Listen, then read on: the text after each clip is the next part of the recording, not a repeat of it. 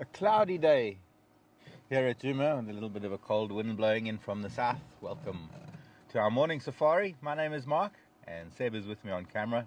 Tara is back in final control and we are heading out for our AM drive with some news that there was a lot of commotion heard. I don't know how close it is, but there was a lot of commotion heard on the camera last night.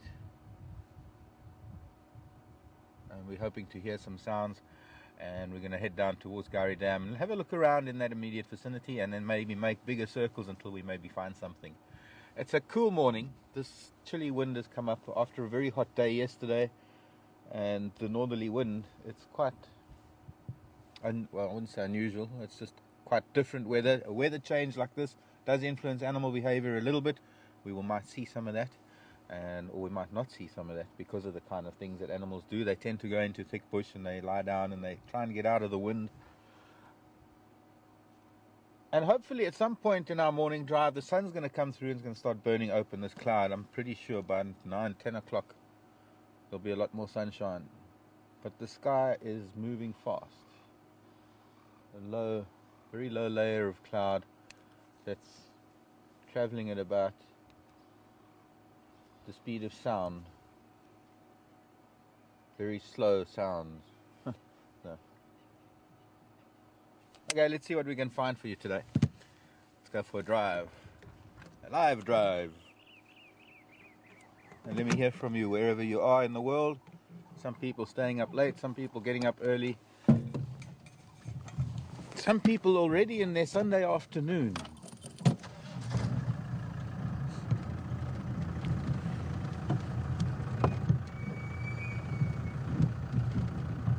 Also like to hear from some of the folks in Vancouver. How you doing? I believe there's a bit of an earthquake in Canada.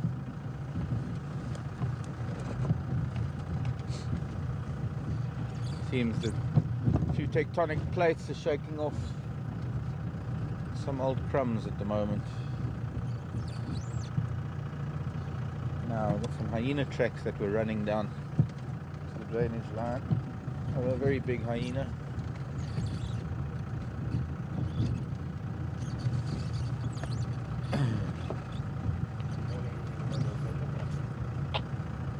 Morning, Bob. We look at the lodge now.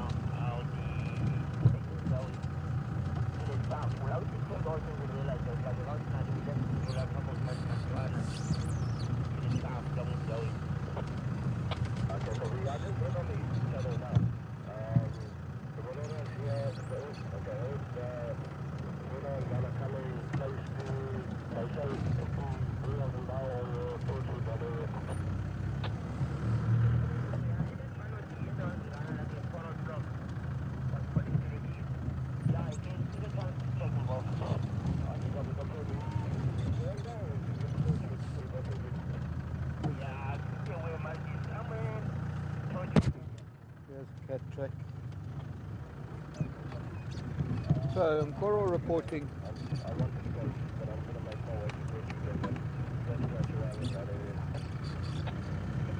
Nkoro is reporting male lions calling this way.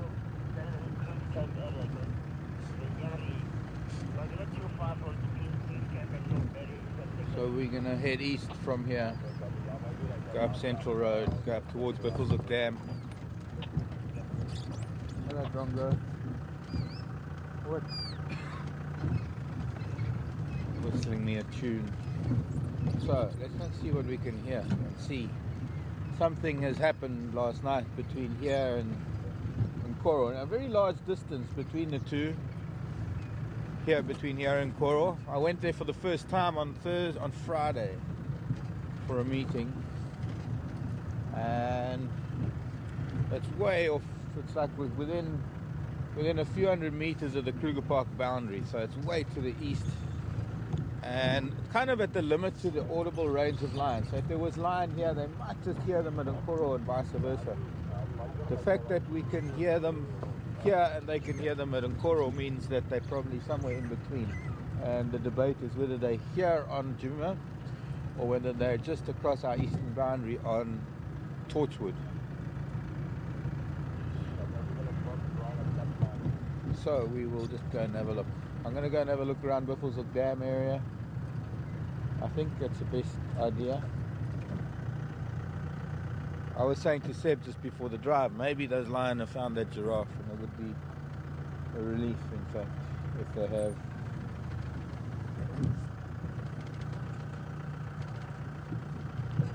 As sad as it may sound.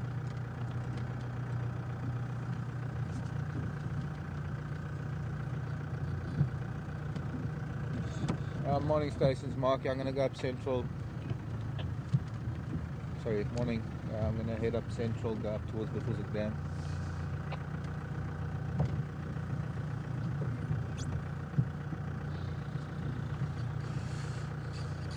It's damp this morning. There was a very distinct smell of rain or moisture when I emerged from my abode. Ja, also anfangen vom Konto, so ist er ready. I get it off, or just yet.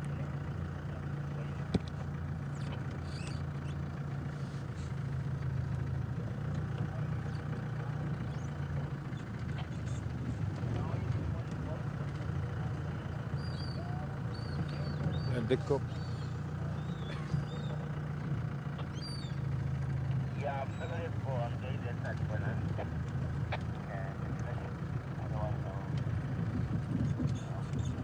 Evram's following up on Karula and the Cubs. They evidently turned down Zoe's road last night and headed south, so they would have gone near the, probably somewhere past the hyena den. Maybe she went to Impala Plains.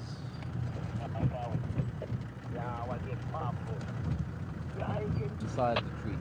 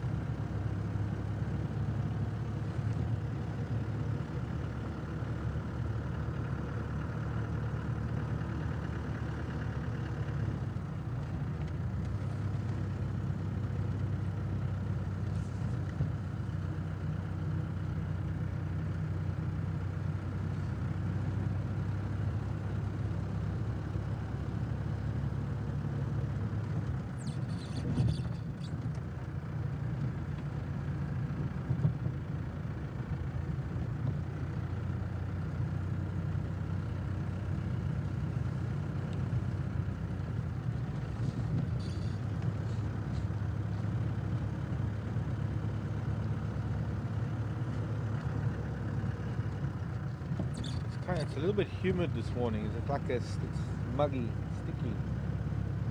That might have been a little bit of hot chocolate that I spilled that makes my hands a bit stickier than.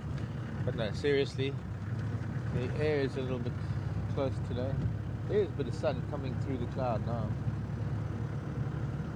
Give an idea of how fast the cloud is moving. Good morning, mobile station. Do the raptor, please.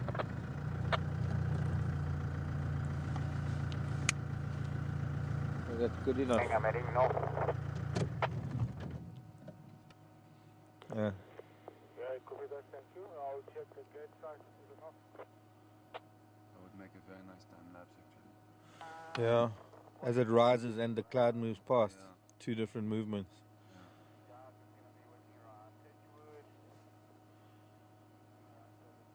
And you can see cloud racing across the sky. Sure, that's pretty. Look, there's an eye.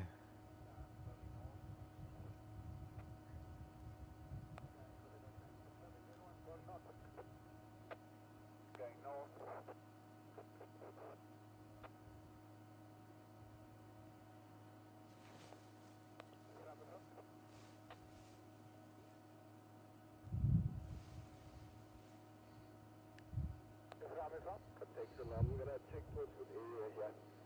I'm looking for that Madoras. I'm gonna check towards it and then I'm gonna make my way north. Right, let's get moving.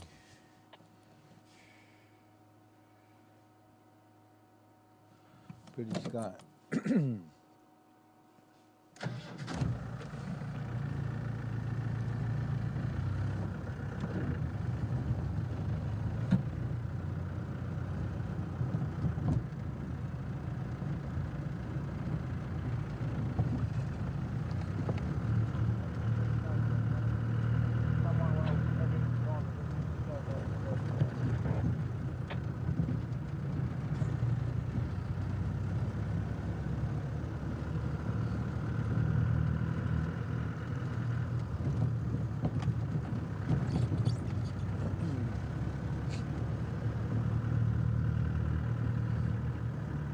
So we're all going on a lion hunt.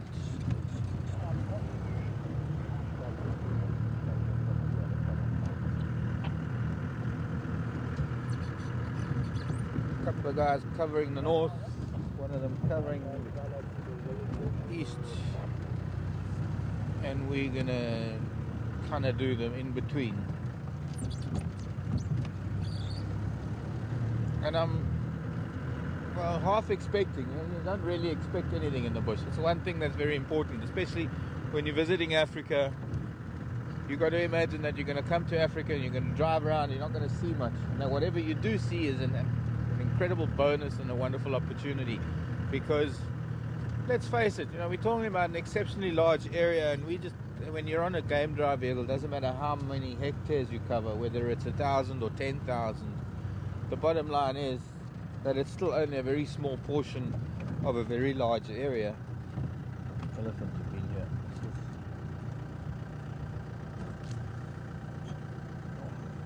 Like a 30-year-old acacia, even older. Very, very fresh, still wet. Where it was chewing the bark. Look at that. It actually just bit through this whole tree. Just bit it off.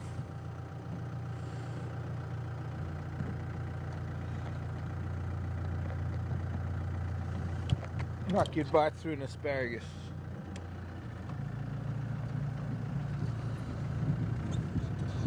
Onward ho! Carry the flag of defeat.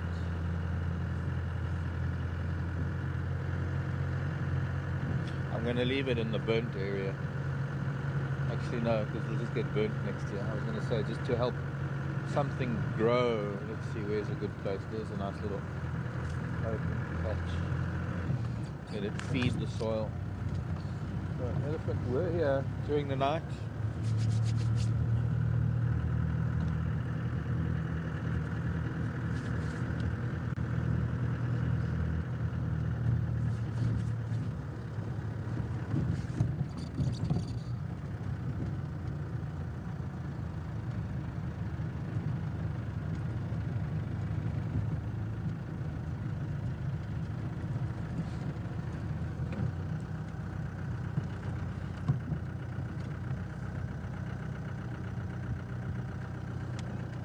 Well, I can.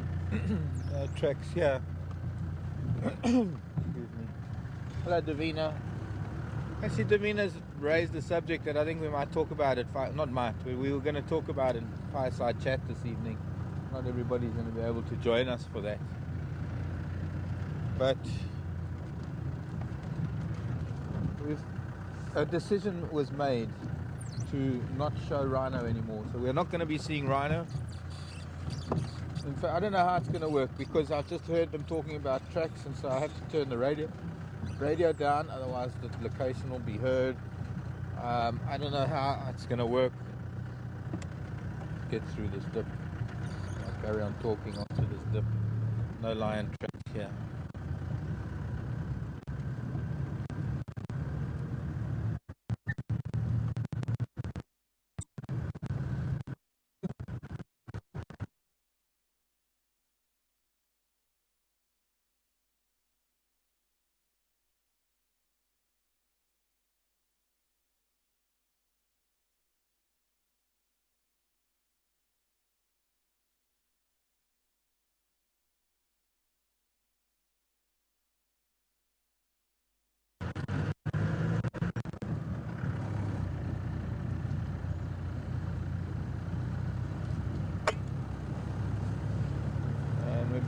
So, anyways, that's another matter entirely, the whole rhino issue. But Davina was asking, are we going to be doing the same with elephants?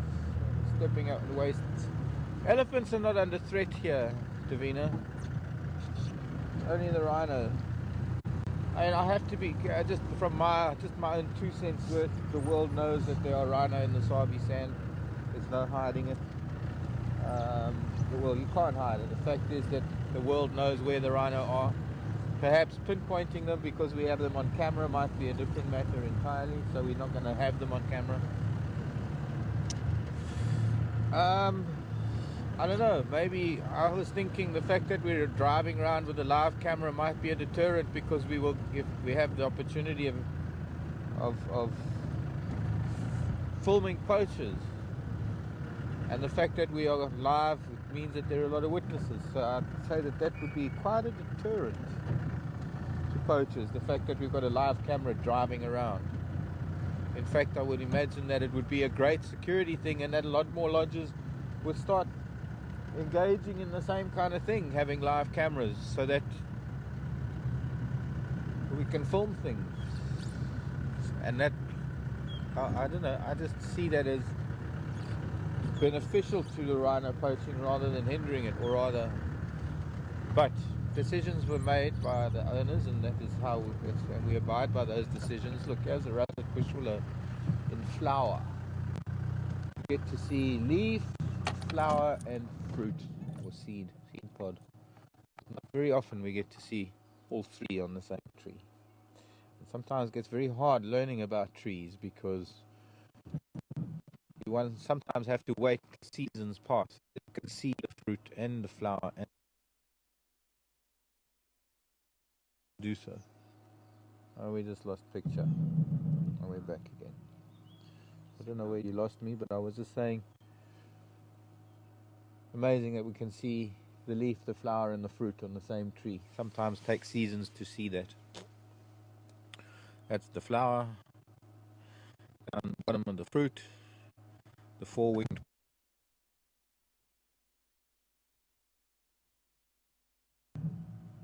We cut out again. Okay.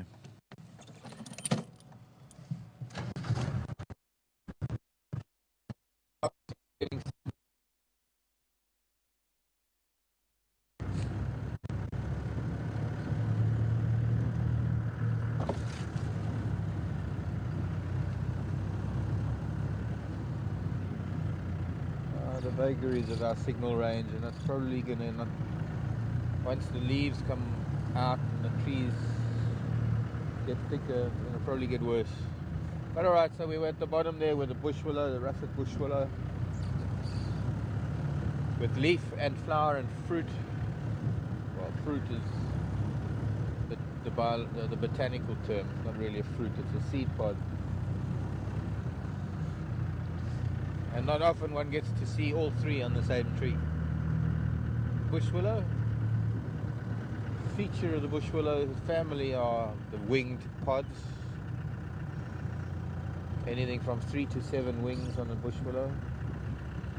In fact, the combritum, anything from 2 to 7 wings, because some of the terminalias, well, all of the terminalias have only got 2 wings.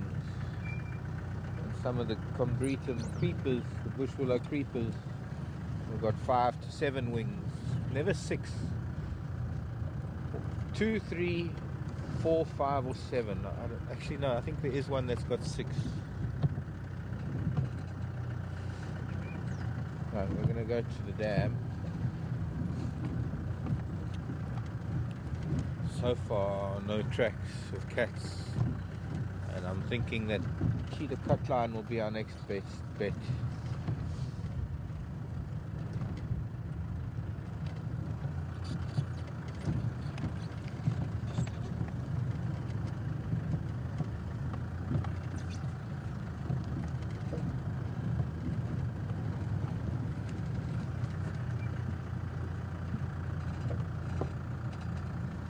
Okay.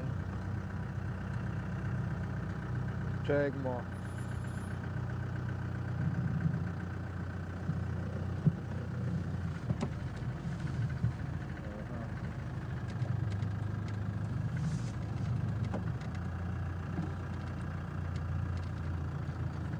Thanks, Lynn.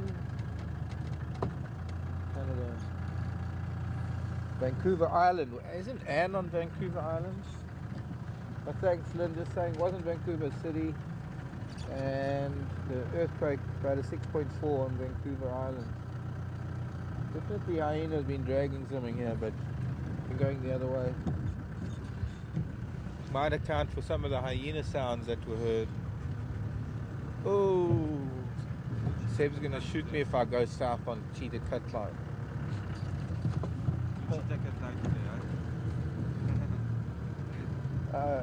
Tara says you deserve it. You were doing it to her the other day. Yeah, but it wasn't called like that. Maybe it was. Up and down. No, up is one thing because you're going with the wind. It's going south down Cheetah Cut Line. That's the killer. Oh, not that day. Oh, that was the day there was a northerly wind. And then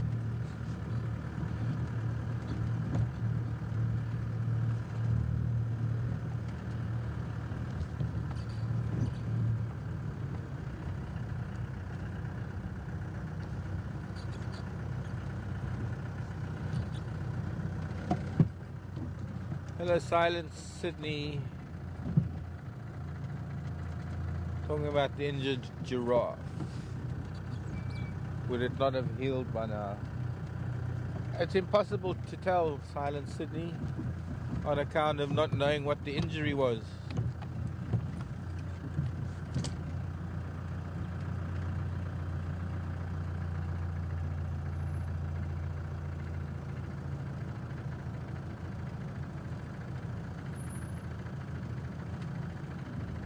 Lion tracks here.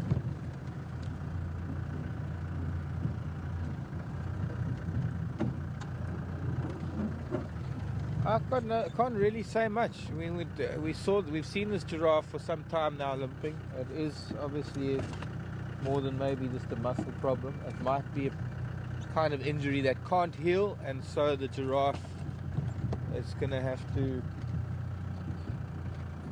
I suppose, in a way, adapt. Or it becomes a target. I mean, isn't that what nature is all about? Wait, let's get through this dip.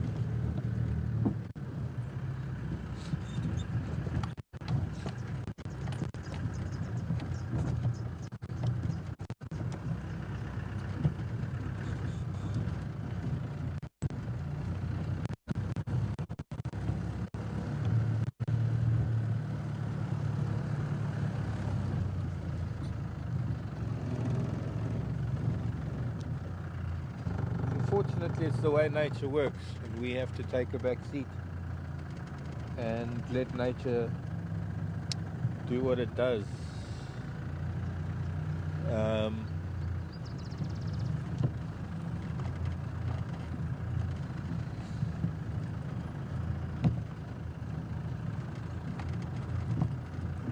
With a bit of luck, the lion will find it if it doesn't heal.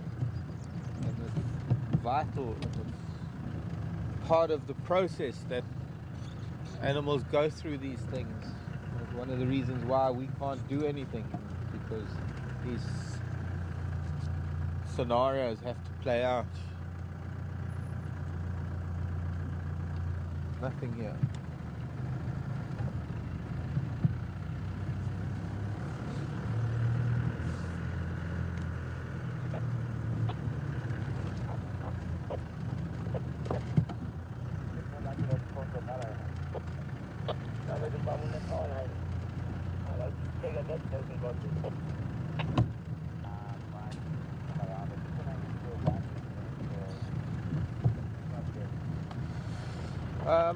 No poachers here at Djuma. Also, just to re-emphasize, and last word on it, there was not a rhino poached at Djuma. It was way down in the southern part of the Sabi Sand. It was in the other end of the Sabi Sand.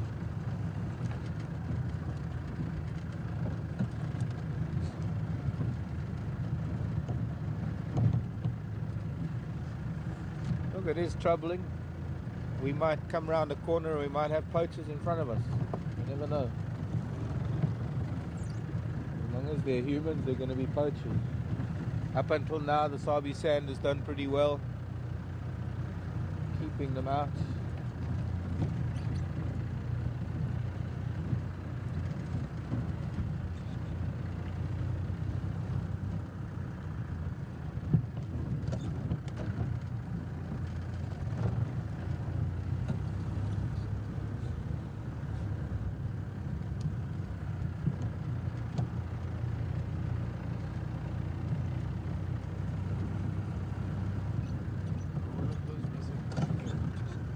Pardon?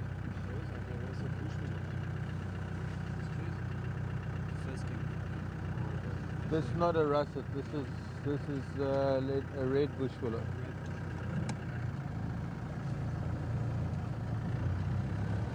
The russet bush willow you were showing. Here's the russet. Much smaller pod and it's more rust colored. More up close. Yeah. But the flowers you were showing just now, they look like the flowers of the lobster. No? No, well, no, not really. Kind of similar, but looser, not quite as dense as the knobthorn.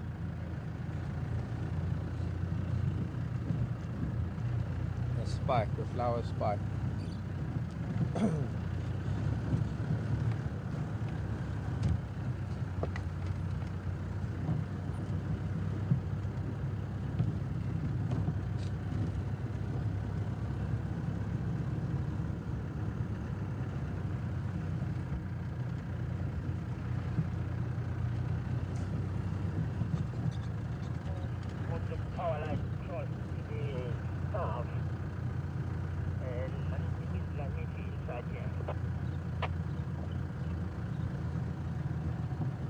Ever talking about Ingwe or Ngalam Konzo?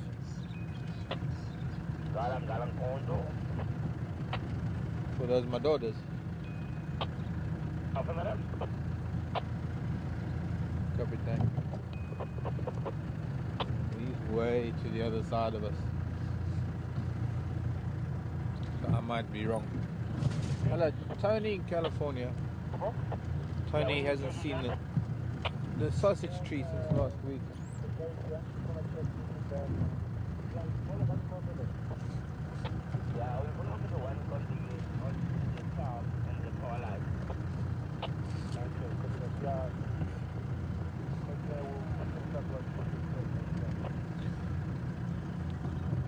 The line heading south from the power line, so it's way out in the western side. So maybe I was completely wrong, thinking that if we heard them and Coral heard them, that it was in between us. But maybe I'm wrong. Anyway, there were what looked like tracks on the other side of Biffleshoek Dam, but there's nothing here. A couple of toe marks. Tony, the sausage tree is doing great. You wouldn't believe it between last week and this week. I forgot that there'd be people that haven't seen it during the week because they weren't on during the week. And I know that Seb was there, Tara was there. We've sort of all been stopping by this whole week because it's changing daily. And well, I'll get there later this morning, maybe when there's a bit of sunshine. Nothing here.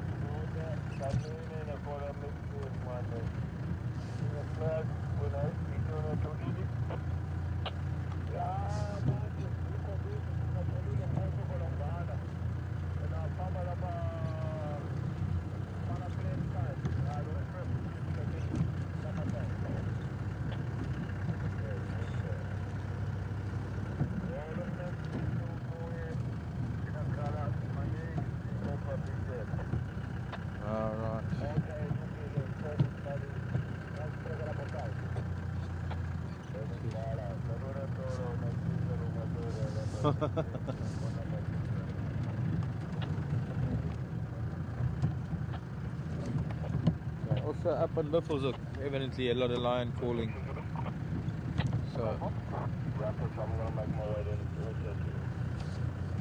So there might not be any lion on our part of the world. So we carry on.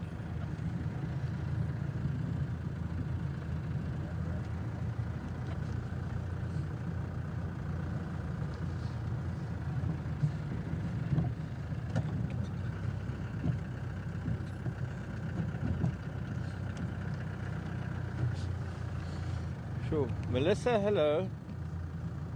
Oklahoma. Morning, Melissa. How are you today?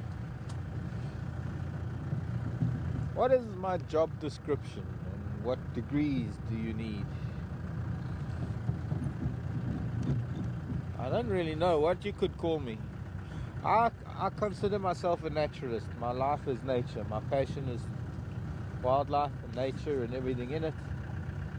I don't have any degrees. I don't have any academic background other than high school.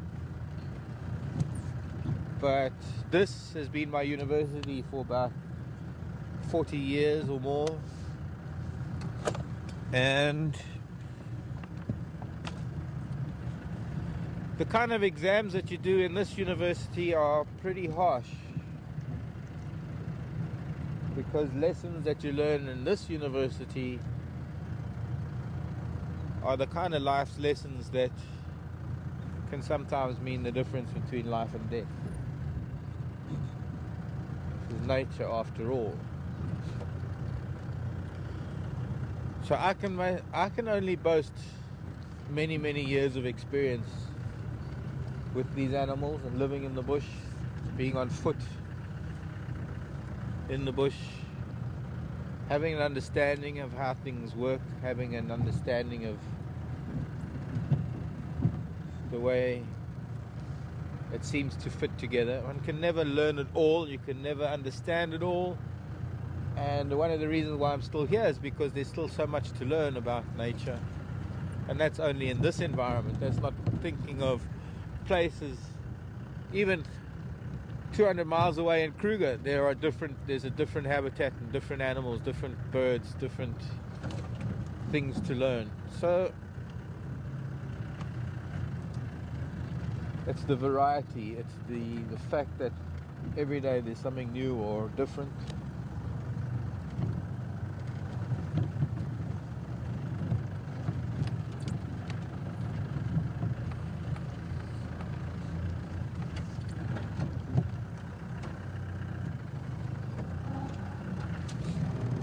I'm a presenter for this program, this broadcast that we do. That's one title. I have been managing camps and lodges in different parts of Africa. So then I was a camp manager, or I was in management.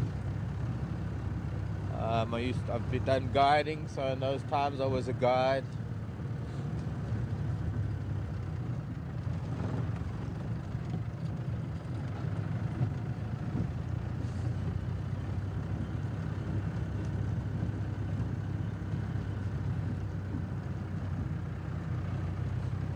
This is not something that you can go to a university to learn how to do. It is going to help you. Tara has got an incredible theoretical background because she studied her BSc in zoology, if I'm not mistaken. And that kind of education can't really be, you can't get that kind of stuff just living here in the bush. I mean, there's a lot of stuff that Tara knows. That's the tech, rather the theoretical stuff that would take me years to learn. I mean, there's a lot of stuff that you would learn in a university, but then to apply it in the bush, you've still got to spend years and years out in nature to apply what you learn in an academic institution. It's no good just learning stuff out of books, because none of that is going to help you really when it comes to actually being in the environment with these animals and dealing with them on a one-on-one basis sometimes.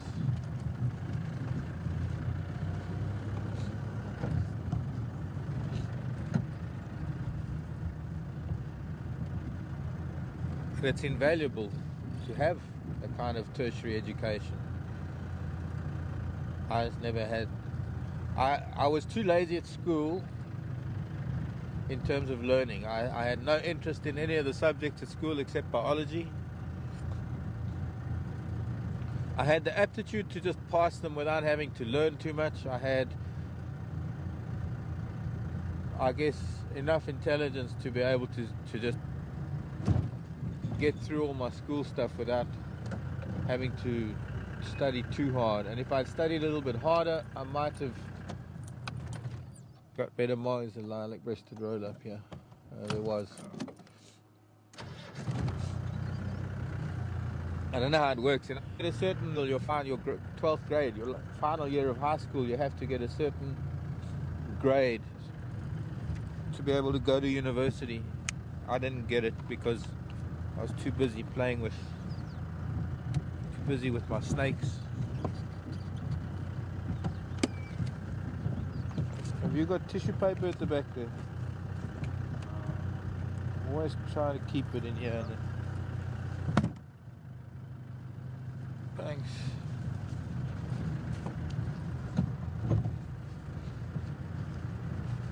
Cold weather got my nose running a little bit. Excuse me.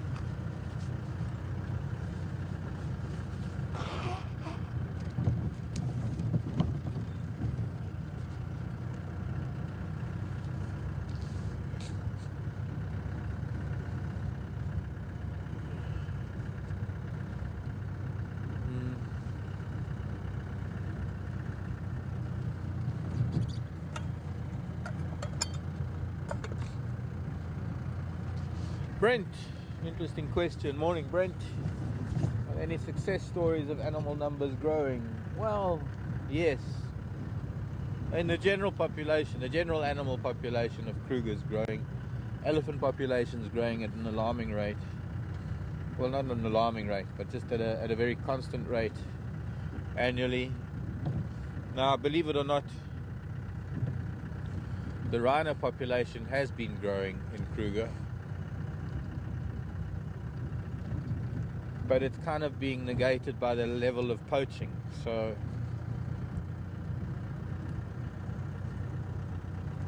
never before have I seen such a dramatic turn in conservation and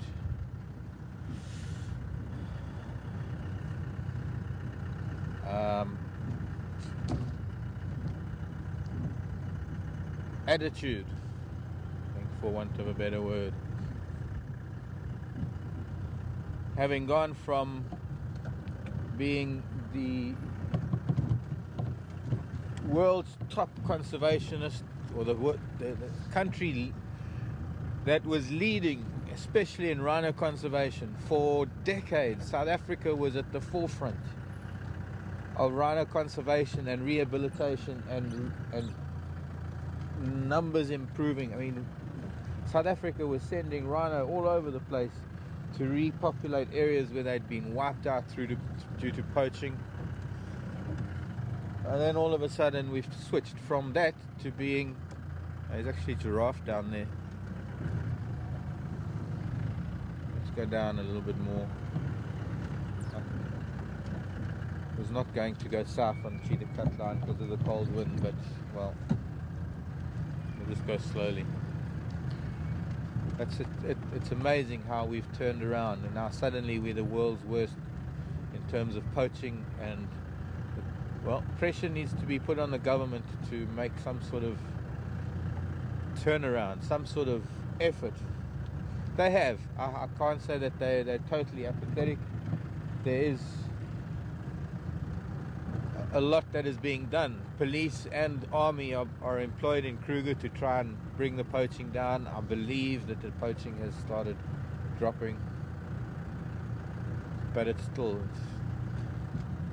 the saddest part of all of that is if it's getting too hard to poach rhinos in Kruger because of the police and the military, then they're going to turn their attentions to places elsewhere, or other places, and hopefully not here.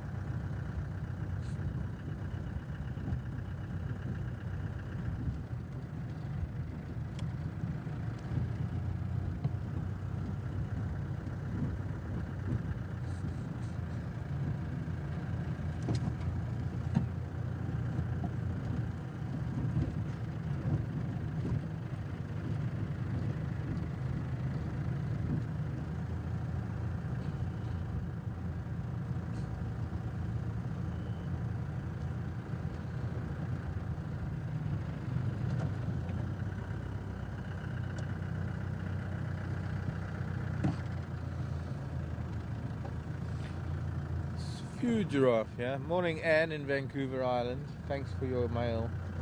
Just saying was shaking pictures on the wall. Zebra too. But no structural damage. Just a bit of a wake-up call to everybody. Quite a big group of giraffe and zebra. Spread out. Don't know where to look first. See if we can see the sun's coming out. So it's really nice light on that giraffe and zebra on the right of us.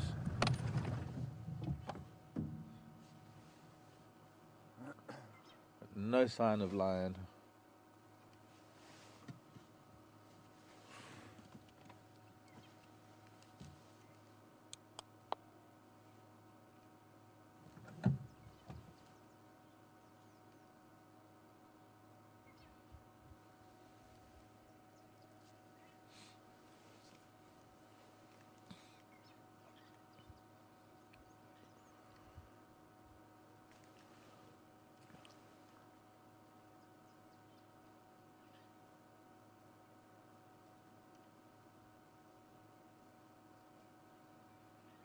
Rock shot.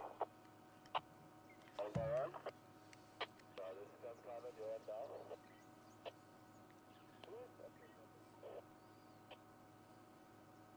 I'm not too sure he got lucky. I think it might have been back a bit close.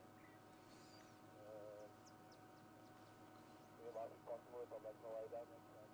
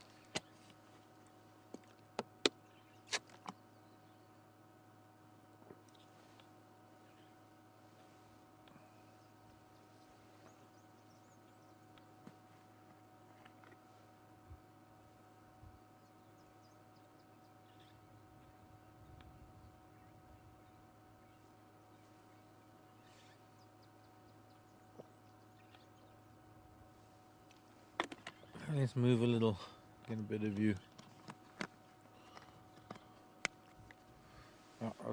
This cloud is a lot more open than it was a few minutes ago.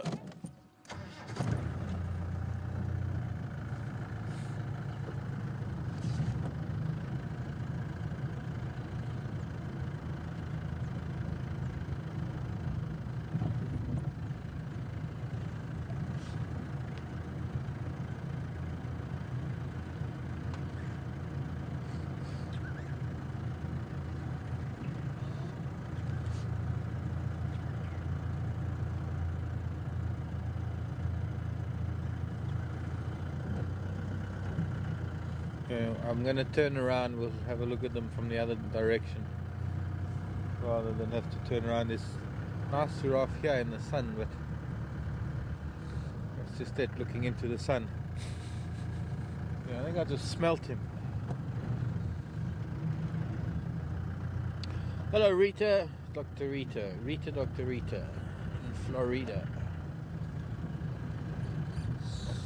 Found a reference to on the Juma site. Gee, another 2 giraffe. There's giraffe everywhere. Ephraim was saying that there's a lot of giraffe out on Impala Plains as well.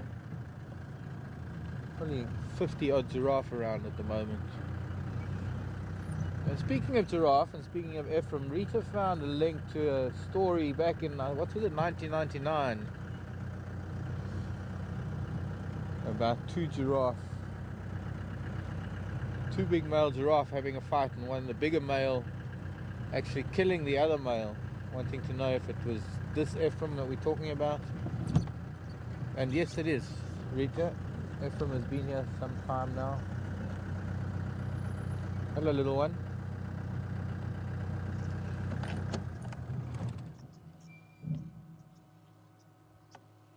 A little yearling.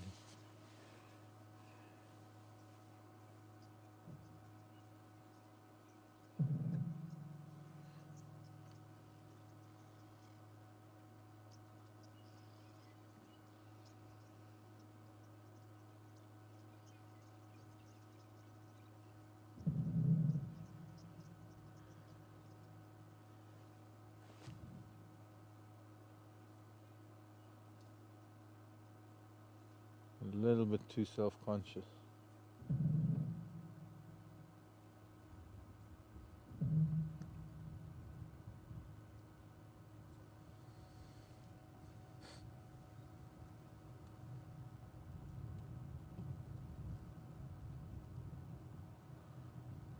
I'm gonna say, I'm sure it's a little boy, starting to look a little bit bald, hair's starting to fall out of his horns, and the fact that he's away from the bulk of the group, almost like an elephant, little boy just hanging out on his own.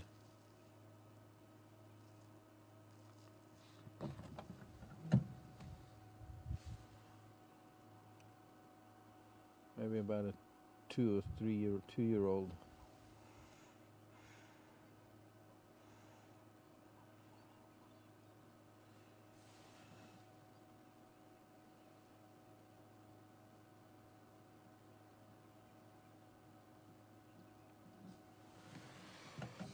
Okay, time to turn. I'm going to turn around down at the junction with Gary Main just to see if any interesting animals were walking along Gary Main.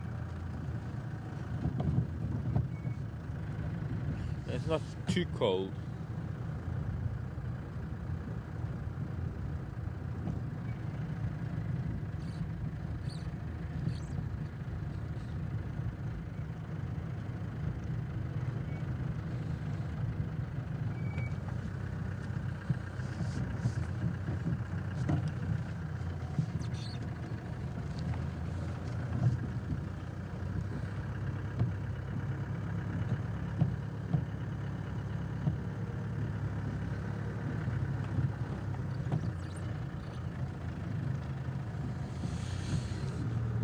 questions@juma.com is where you're emailing things. That's another thing I wanted to check. There's another giraffe. No, that's not what I wanted to check.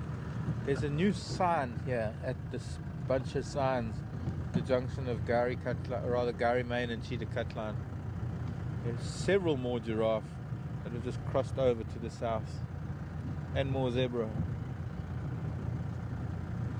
I think as soon as everything comes into leaf, we're going to lose a lot of these giraffe.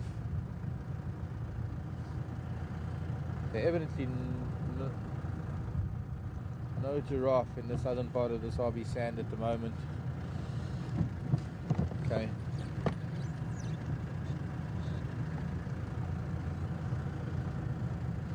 Cheryl wanting to know, are there knobthorn trees in South Africa? There are indeed, Cheryl. They're in full bloom at the moment.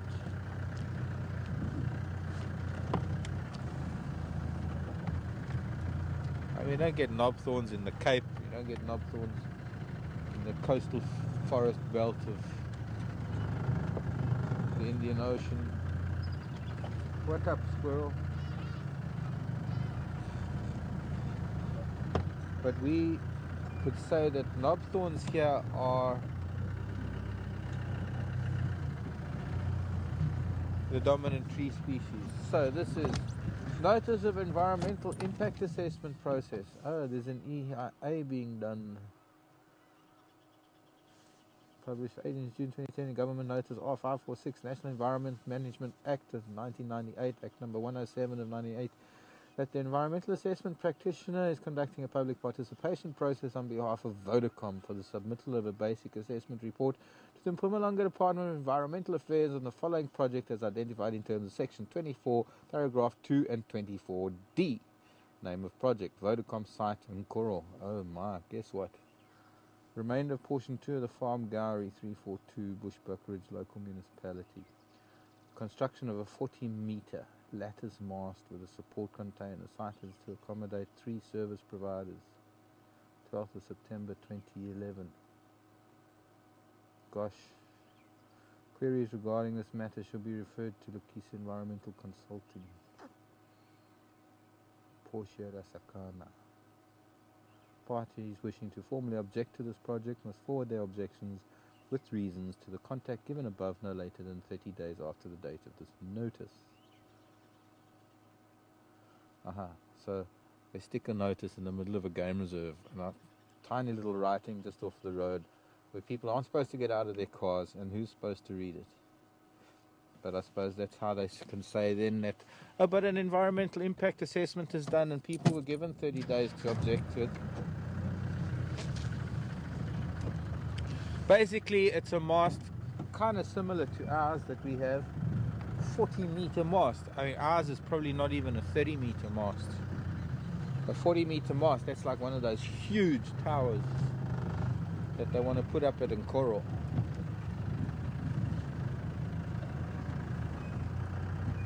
Well, interesting. Yes, doesn't it just? But it's Vodacom. Vodacom is perhaps, well, it's one of the big 3 cell phone service providers. Why they want to put it up there with such a little, I mean, it is, I suppose it'll reach into Kruger then. That means it'll give Kruger some coverage, that part of Kruger, but there's only really one road in Kruger that's close by. I can't imagine why they would want to. I suppose there are 1 or 2 lodges. Don't know. The problem with that kind of project is, yeah, they're doing an EIA, great.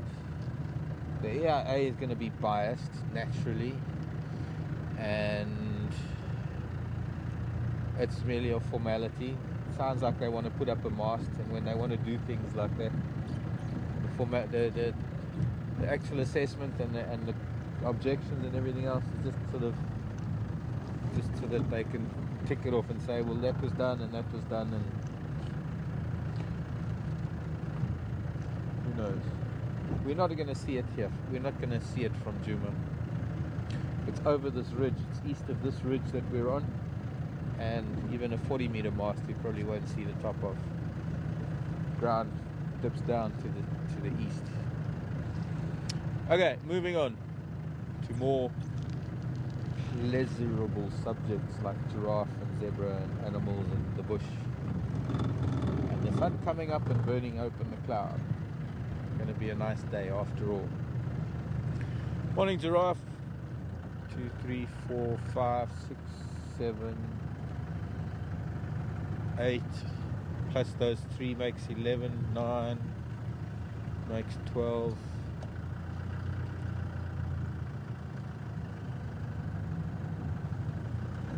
Different compositions as well, several males, several females, mixed groups.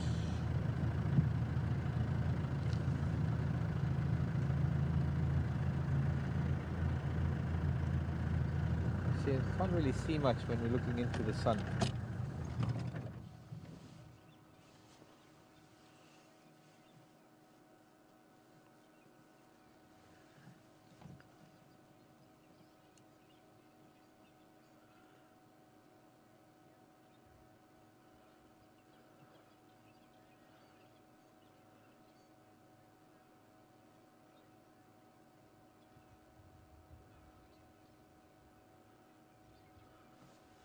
Yeah, there's an interesting one. Hello, Sue, in California. Where about in California, I wonder? When giraffe and elephant are eating. How do they not hurt themselves on the thorns and things?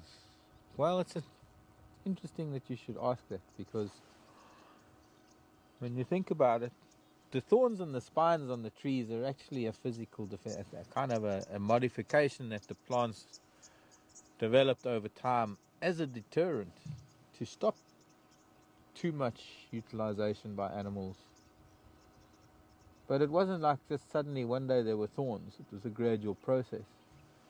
And since that was a gradual process, the whole concept of natural selection came into play here. So once upon a time when there was thorns developing on these things, let's say there was an elephant or a giraffe that could just handle eating the thorns a little bit better than all its other friends. And then in the drought conditions, because that animal could deal with it better, that animal managed to survive a drought better than those that couldn't handle the thorns. So that gene for a stronger tongue or a thicker lips or denser palate to be able to deal with the thorns became a dominant gene, and so over time these animals have developed the ability to withstand thorns and spines.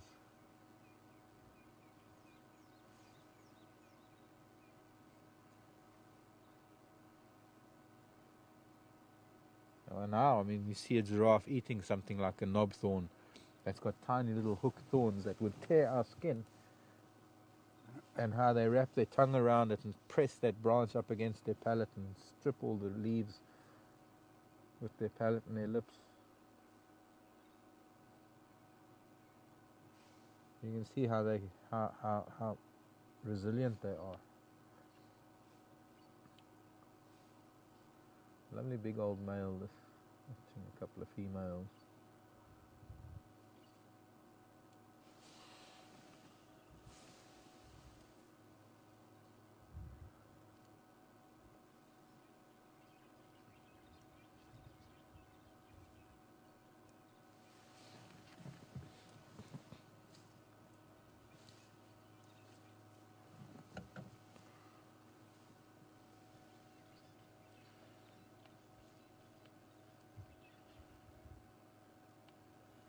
Spider web.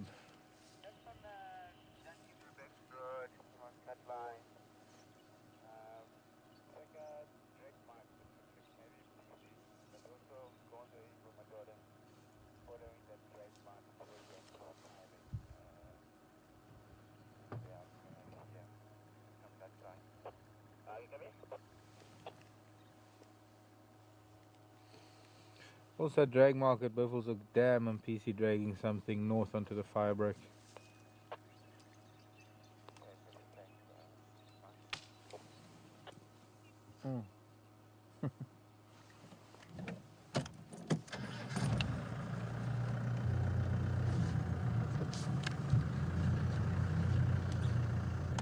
Okay, let's move on.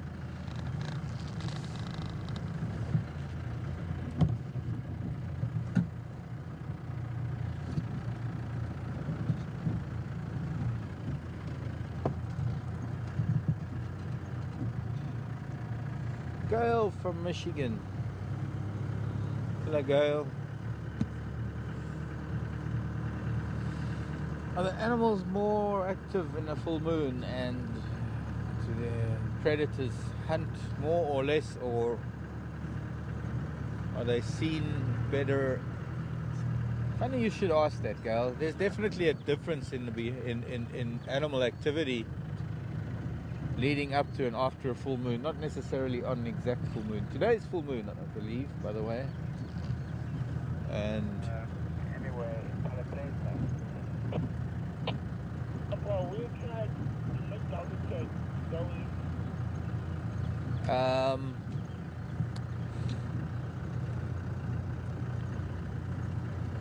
I've noticed lion hunting. Well, you see here it's different because you've got a coalition of 5 males. But when I've lived with lion on a long-term basis and managed to watch them over a long period of time, I've mostly only ever had a coalition of 2 males. And under the circumstances, 2 males to bring down a buffalo was a lot harder than, say, the 5 males of the Matimbas. And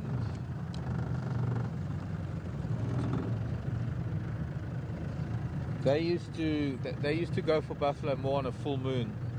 I've known a pride of lion that would wait for a full moon to go for giraffe. They wouldn't really go for giraffe other than if it was full moon. So yes, in some cases perhaps they are easiest. They are seen. They are, what's the word? They're more visible in a full moon. But by the same token, they can see better when they're hunting a larger animal, and especially when lion are lower than the large animal. It's a lot better for them.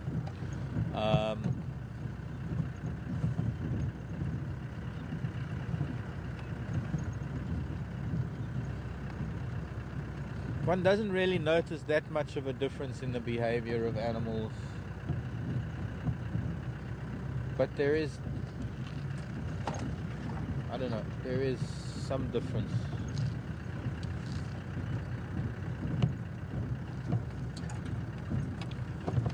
You know, the full moon affects every living thing on this planet, no matter how big or small, and especially the effect it has on any body of water, and most, or all animals, mammals, all of us, most of our body is made up of water, and it does affect our brain somewhat. We might not know how, we might not see it, but it does.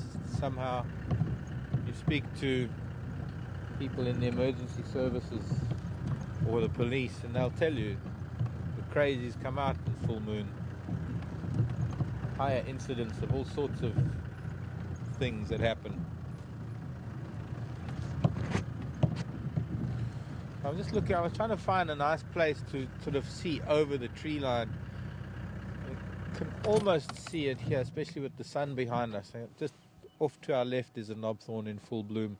And when we get to see way over in the distance, it's not a very clear day, but you can see some of those cream colored crowns.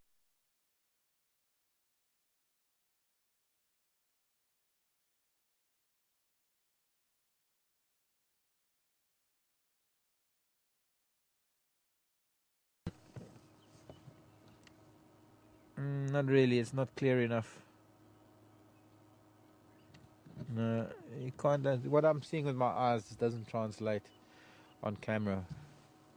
Maybe I can find you another spot for the knobthorns, but That's yeah. knobthorn, right? Yeah.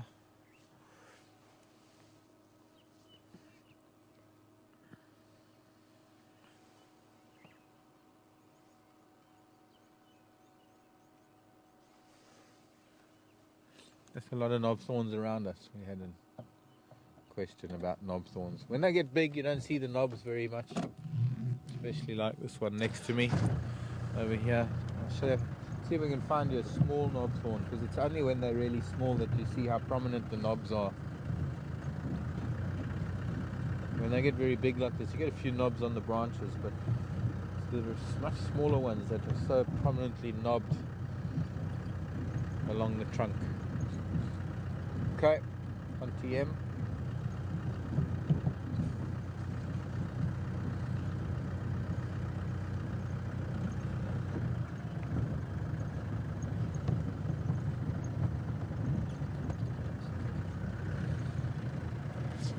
Hello, on TM in Tennessee.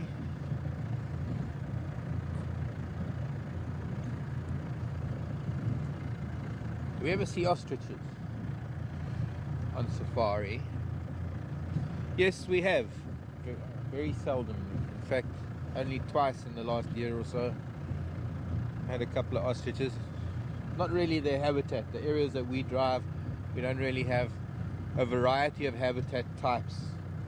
And obviously there's some animals that live in specific habitat types that we might see coming through here, but they won't stay here because we don't have the habitat for them to sort of set up home.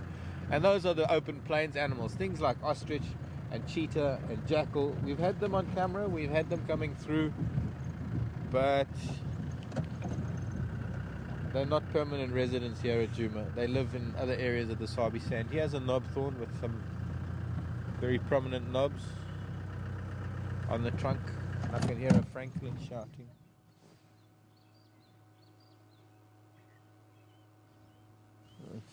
It's deep in the bush though.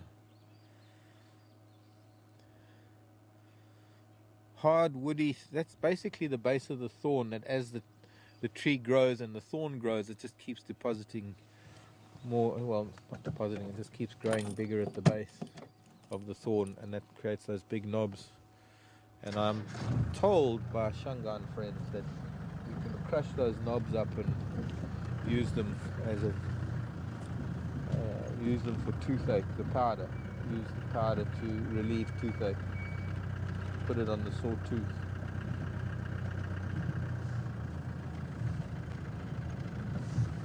Mumba Road. Wasn't really going to go down here, but there is a francolin shouting down this way. But it's in very thick bush and it's quite far in. But we'll have a look nonetheless. And then also asking about snakes, not only ostriches, but snakes. Would we dare to show snakes? We would. We don't catch snakes. We don't chase after things and catch them on this show. But if we get lucky enough to see a snake, of course we're going to show it. It's part of nature. People who are afraid of snakes just don't understand snakes, and there's absolutely no reason why you have to be scared of snakes. Or spiders, or insects, or birds, or moths. I've had people who have been afraid of birds.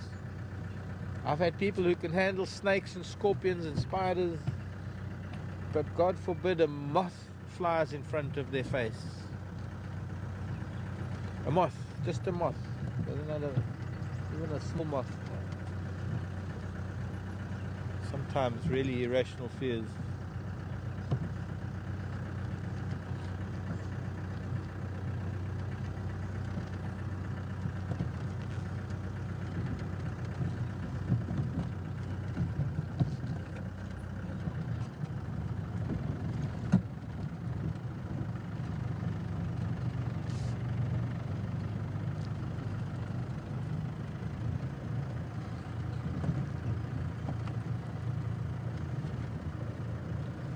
Hello Linda, sorry I didn't get the beginning of that, but I got the end of it.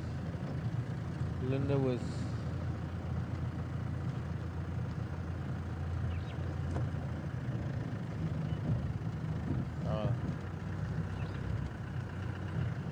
Linda's saying, and with all the years of experience I have from driving in different areas, have I ever seen the sea snake? Is that it?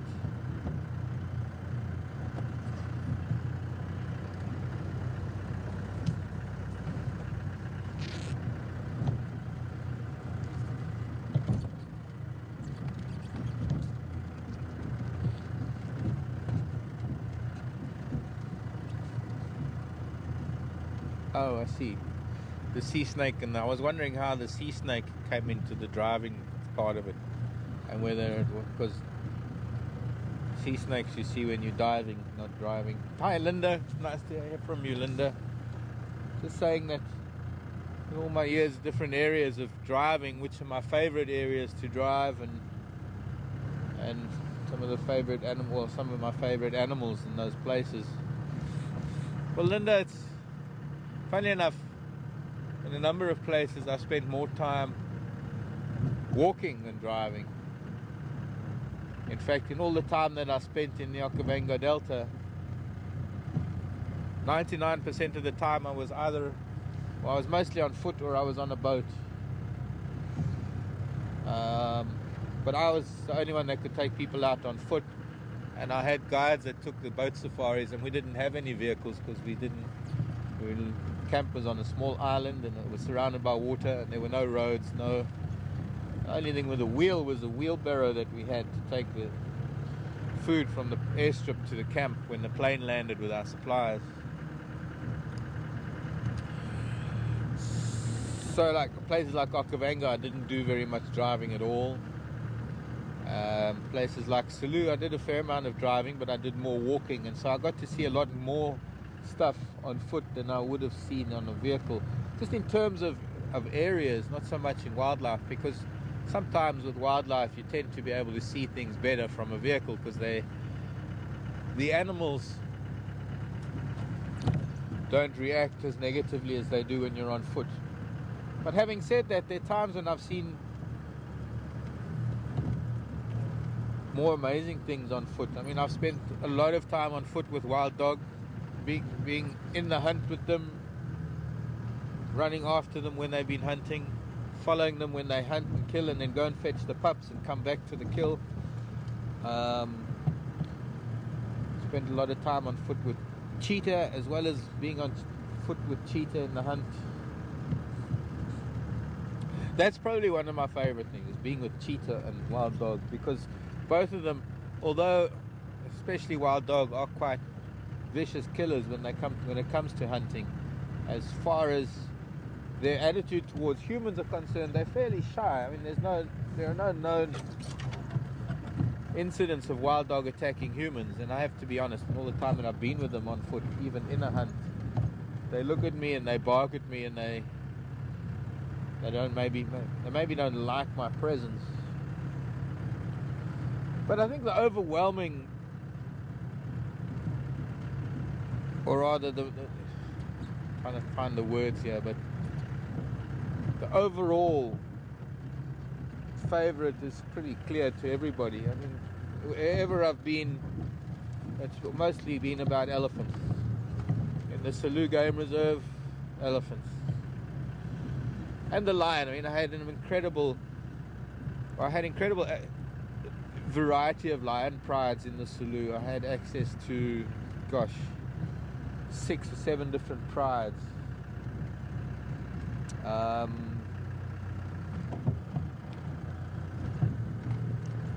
In Tarangire, Tanzania, elephants, even though the lion prides were great. So I suppose it's a bit of a toss-up. The lions and the elephants, having spent a lot of time, you know, living here at Djuma, because of the disruption in the lion society here, because of all these coalitions, I haven't really been able to follow lion like I have in the past. And wherever I've lived in the past, I've lived in very close association with the lion prides of the area, gotten to know individuals so well. And for the first time, actually, sometimes I'll see lion here. I might have seen them before, but I don't even know who they are because I see them briefly and I don't get a chance to observe them for long periods. Also, it's probably the first time in my life I have such a small area to cover, and that makes a difference because I get to... Let's see if I can move this tree. There's a blackthorn in full, coming into bloom. Let me just move this tree.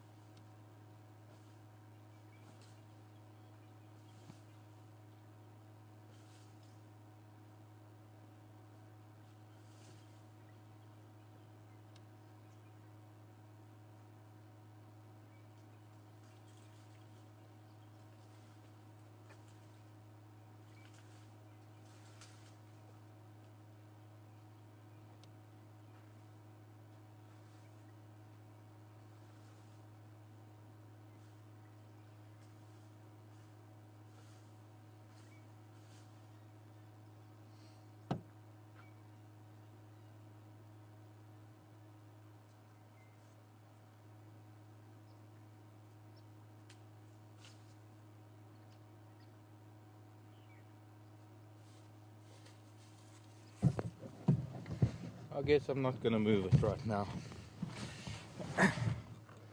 It's still stuck. Maybe I can push it with the car from the other side, but you have to go around for now.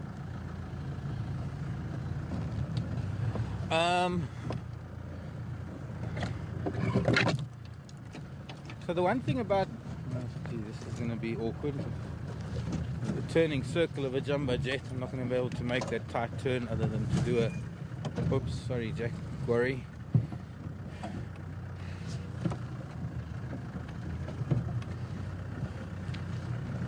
Right.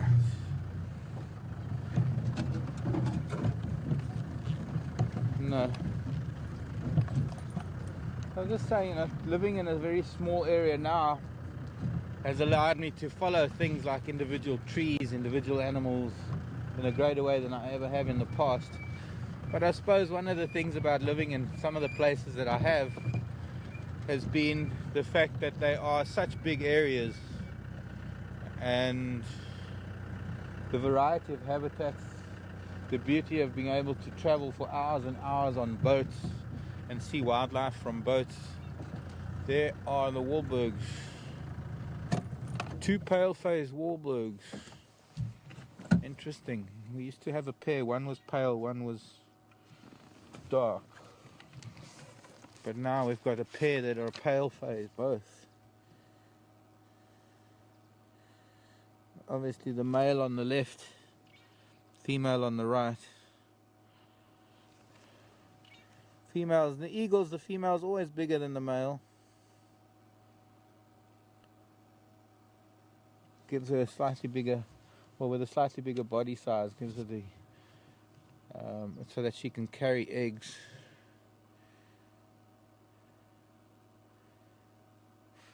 Other interesting thing that we're at the dip in the Mulwati River here at Mumba Road, and there's the pan here, Lynn in Canada. It was almost dried up but a couple of days ago, this little Mumba Road pan, and it looks like elephants have been digging, and they've actually broken through into the water table for the first time since I've been here. Because up until now this used to dry up towards the end of winter going into early summer, and it was almost dried up the other day, but there's actually a nice water pool there now that's seeped through because elephants have dug into the water table, broken through the bottom of this pan into the sandy patch or the sandy layer.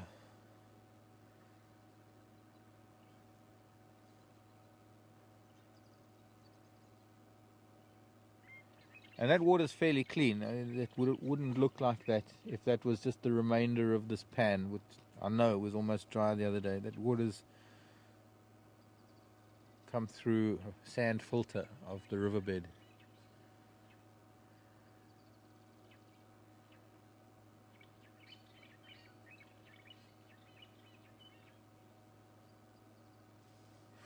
So, interesting. Two interesting things. Two Wahlberg's eagles. Both of them pale phase. You get more dark phase Wahlbergs, I think, than pale phase Wahlbergs. Pale morph and the dark color morph. And sometimes you get, well, I don't know. We had a pair. One that was living here, just up on the Leadwoods, just up. In fact, we're going to go that way now because I want to go back up Battalier Road in a little bit. So I'm going to see Twin Dams first, then we'll come back to Battalier Road.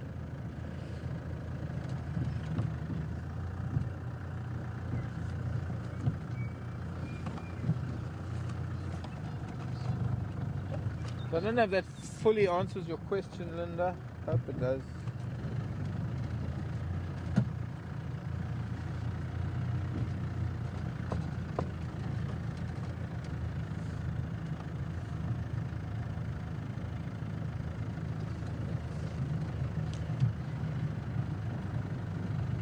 Hello, Emma in Ireland. I want to visit Ireland one day.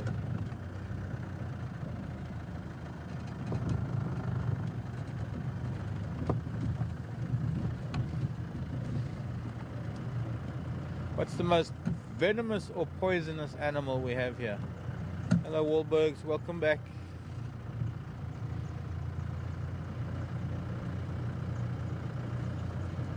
Oh wait, Linda was asking if I've ever seen sea snakes.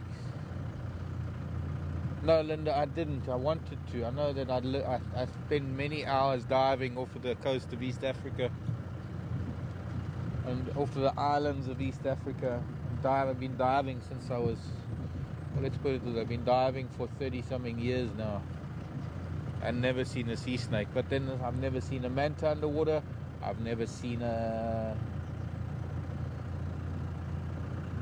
whale shark. I've never dived with a whale shark. I've snorkeled with dolphins. I've never scubaed with dolphins.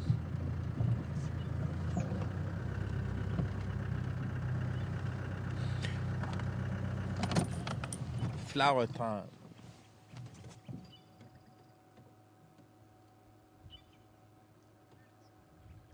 Oh, that is going to be pretty. Now, this is the green one. Yeah, that's the Scotia. It's also known as a tree fuchsia, although it's not a fuchsia. The flower is very fuchsia-like. Looks almost like a fuchsia. We also know it as a weeping bourbein, and it's about to burst into bloom. I can see a lot of flower buds. There's a little bit of rust color in the center. Those are dead leaves from a branch that must have been broken in the storm. But there's like an overall reddish tinge to it. There, those are the dead leaves from a broken branch. If we look just up above that to the right, amongst the green, I don't know if we can see it properly, but there's a reddish tinge that's going to burst into crimson, really beautiful crimson flowers.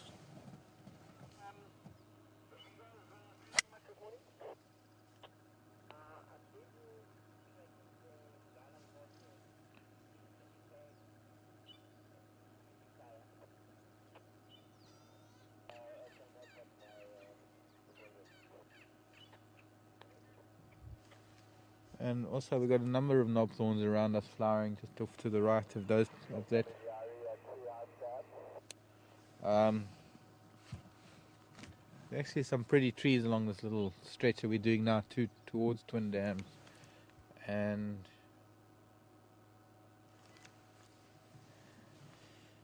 there, the cream-coloured flowers. Actually, there were some go-away birds eating those flowers. Now, the boorbean, it's called a weeping boorbean. Now, different trees that we have in this part of the world that are called weeping trees, and not so much like the weeping willow. Weeping willow is called the weeping willow because it has those sweeping, weeping branches. But that's a weeping tree for a different reason, to say why the wattle is a weeping tree. But that's called the weeping boorbean because the flowers don't have very much of a petal. They produce copious amounts of very sweet nectar, but they don't have the petals to actually withhold that, to keep that nectar. So on a hot, humid day when the flowers are producing nectar, the tree actually starts dripping nectar, and that's why it's called a weeping tree. Other trees that weep are known as weeping trees because of insects that cause a dripping, and we'll get to that when it happens, or when we see some life happening to those trees. Well, let's see if I can show you the stark yellow colors of the jackalberries now, because there are a bunch of big jackalberries that we're going to be seeing. Cream colored knobthorns before we get the yellow of the jackalberries. But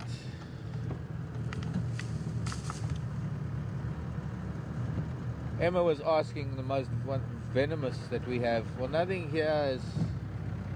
of the animals are poisonous. Actually, no, I lie. There might be a couple of poisonous butterflies that could harm you.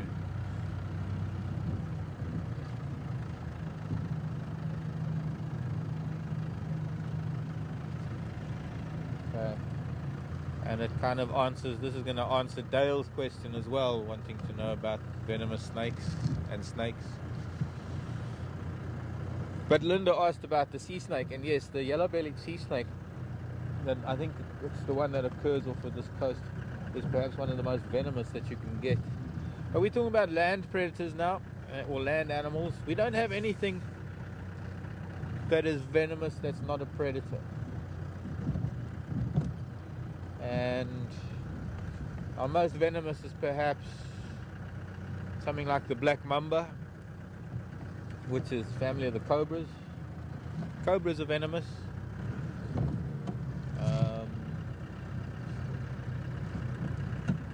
The boomslang, the puff adder, a couple of cobras that are venomous. I mean, the snouted cobra is quite bad. Mozambique spinning cobra is quite bad, although it's a different venom to the other cobras. And the vine snake, which is a venomous hemotoxin. There's a jackalberry behind this knobthorn with some yellow leaves.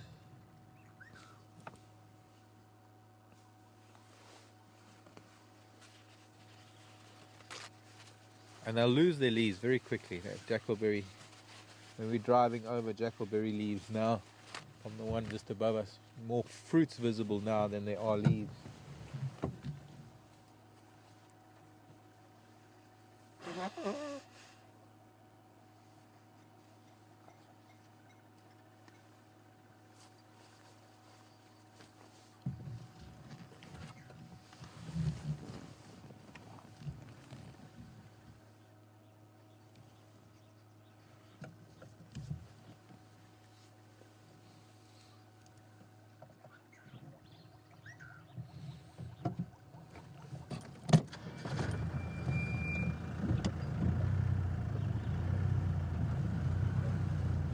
So,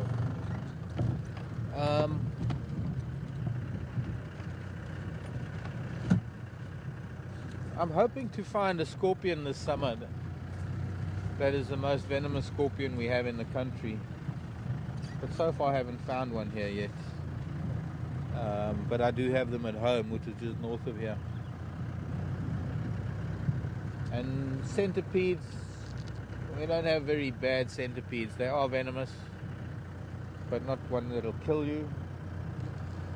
And a couple of venomous spiders that, once again, they're not going to kill you. They're just going to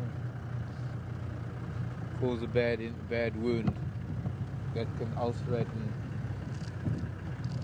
take months to heal.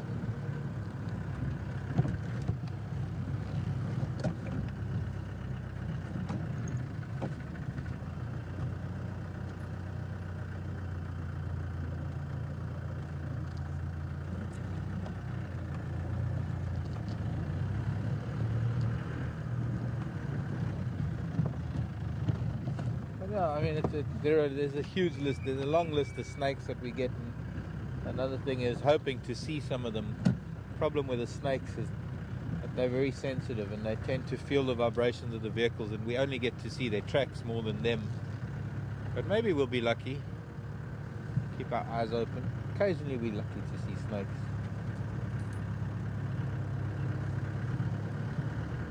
No venomous lizards at all in Africa. Although the monitor lizards could probably carry a bit of bacteria in their teeth and their claws. Not as bad as their cousins, the Komodos, but the Komodos are now thought to actually have a kind of neurotoxic venom. No, sorry, cytotoxic. Komodo dragons. Our monitor lizard's a family of the Komodo dragon. Okay, been very little animal movement in any of the roads we've taken so far. Probably big giraffe up ahead. We're gonna wind our way back east.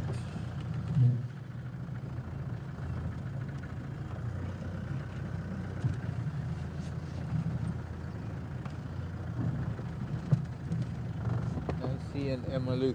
What is poisonous?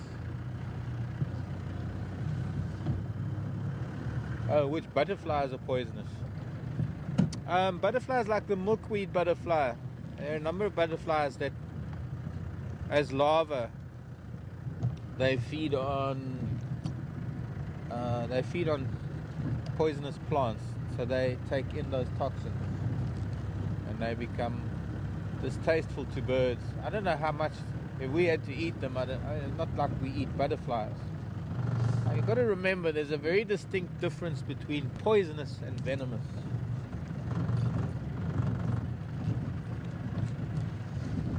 If there's something that's venomous, you could probably eat it and not be harmed by the venom.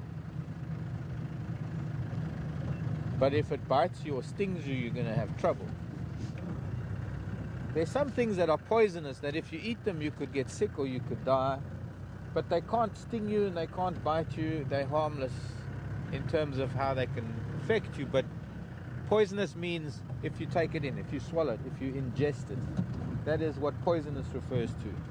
Like you can't say a snake is poisonous, because no matter how, because you can eat any number of poisonous snakes and you won't die.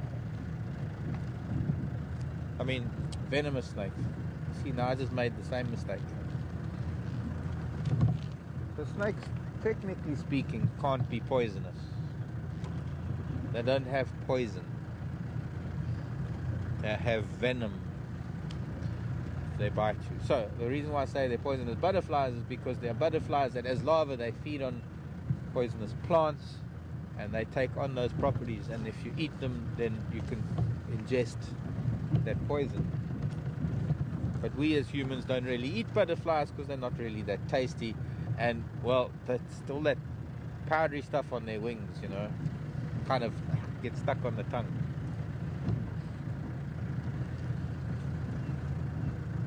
But there's the acrias. There are a number of acrias. I think I don't know, I'd have to go through my butterfly book. But the acreas, the monarchs, and there are a number of butterflies that even look like them that aren't poisonous, but they look like poisonous butterflies, and that's so that they can avoid capture by birds, called mimicry. Okay, next, sorry.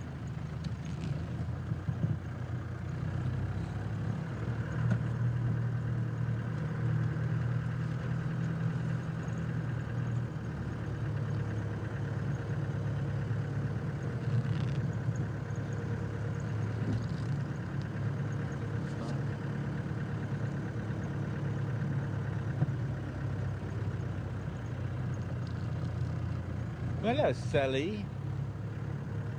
I think I got most of that. Pretty hard to hear Tara down here at Twin Dams. Wanting to know the difference. Hello, little squirrel. Can you see something?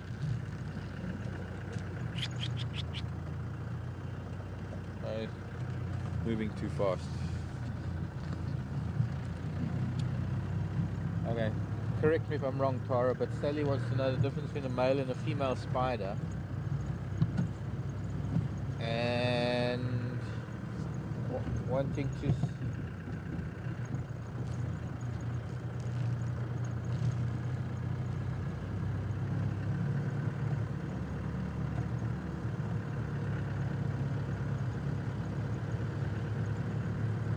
zebra tree. Okay, we'll get to the zebra tree. Sally wants to know the difference between a male spider and a female spider. And has one in her house. Hi, Sally. I'm glad you don't feel bad about spiders, because you got bit by that spider. Yeah? That wasn't it on your leg, I think? A recluse, a brown recluse or something. Took months to heal. Fairly easy, but it depends. Standard answer, it depends. Because a lot of spiders, a number of spiders, you actually can't tell the difference between the male and, or rather, not tell the difference, but you can't really tell they're the same species when you look at the male and the female, because they're so different. And it's like some birds, the dimorphism between male and female is so distinct that you can actually, you might not even tell it's the same species. Some of the jumping spiders are like that they might be more or less the same size, but the male and the female are such different colors and different patterns and different shapes that you almost don't know that they're the same kind of spider. And then you get some of the orb web spiders, some of the spiders that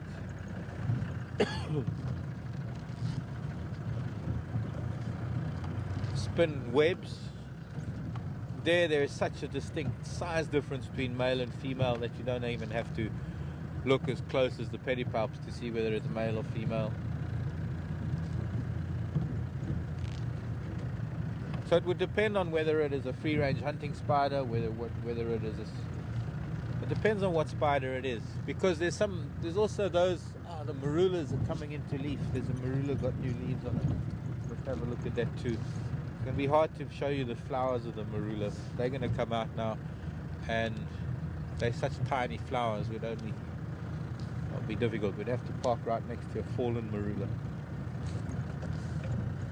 Some spiders, the male and the female, are the same size. Sometimes some of the spiders you might find in your house, like maybe the wolf spiders, maybe even the black and brown widow, your Latrodectus, they're more or less the same size. Let's go up Batelier Road.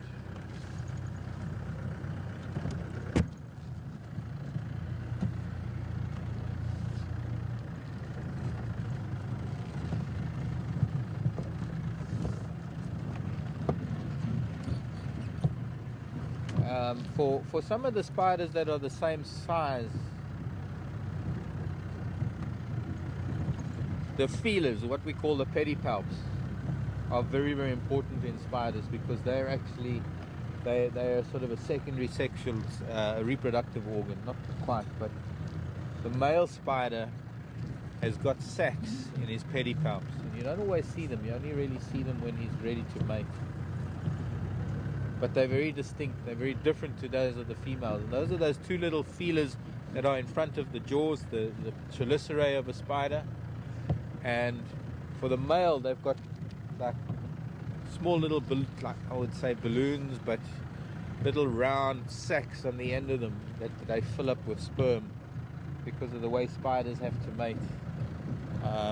It's too dangerous for a spider to mate conventionally using reproductive organs matching up with reproductive organs. So the way spiders do it is different. And there's so many other things. A lot of the web spinning spiders, in fact 90%, 99% of the web spinning spiders that we see are females, because the males don't spin webs. So you don't even have to look that closely to see whether it's a male or a female, because the males are nomadic and they just have to find a female's web, and they have to then entice her to mate and deposit their sperm, and then they can be eaten, they can die on the web, and they can just get eaten after they die because she won't waste the protein.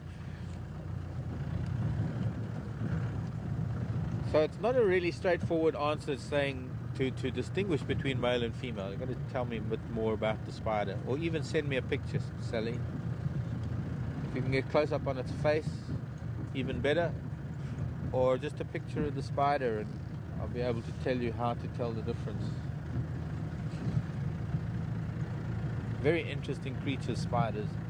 I have to be honest, I have no idea why people are afraid of them, because they are so phenomenally interesting. People are afraid of spiders because other people are afraid of spiders, so people think that they need to be afraid, or that it's like a, I don't know, it's an irrational fear. Learn something about them and you learn how intricate their lives are and how phenomenal nature has made them. I'm just looking, I've got one here on the old microphone on my right. This is the new microphone on my left. Old microphone we're not really going to do much about right now, because it seems to be this one's working a little bit better, and it's working better for us that it's here, because it allows us to turn around a little bit than to have it here on the right hand side. But there's a little spider known as a cribellate spider, or one of the lace orb spiders, that's built a nice little orb web on the dashboard, bouncing around with us on Game Drive. I could talk about spiders for the rest of the drive, but I won't. Okay, Jack?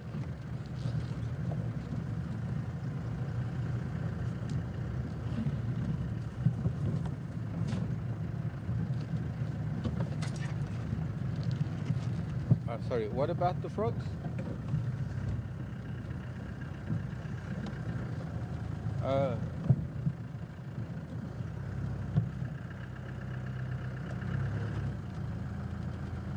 This is Jack in Port Townsend in Washington. I guess that might be near Seattle then. Hello, Jack. Do we have anything like the poison dart frogs, poison arrow frogs of South and Central America? No, we don't. I guess it should be interesting if somebody can give me the genus of those frogs. I think one of the our tree frogs and our reed frogs probably belong, the Hyperoliidae, probably belong to the same family. And our reed frogs, Hyperolius, are very similar. They don't have as bright colors. They do have wonderful colors though, but they don't have that property in their skin. But no, in Africa, to my knowledge, we don't have any frogs that exude that kind of poison.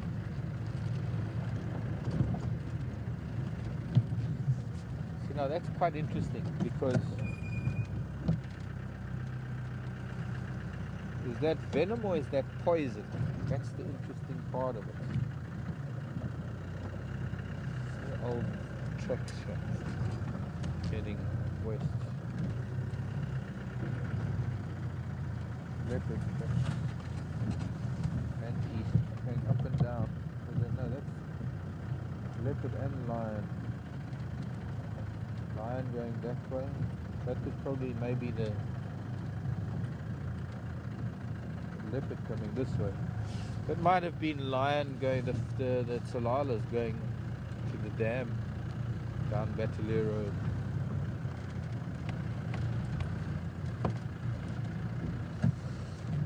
But I was just thinking that it's an interesting concept because they take the substance off of the frog and it's a poison. It's not really a venom, but it's, I don't know, I suppose it gets into the bloodstream because it gets put onto an arrowhead as opposed to getting into the bloodstream being swallowed. Okay, kind of throws my whole poison venom thing out of the window. But it's nature, so there are always exceptions to the rule.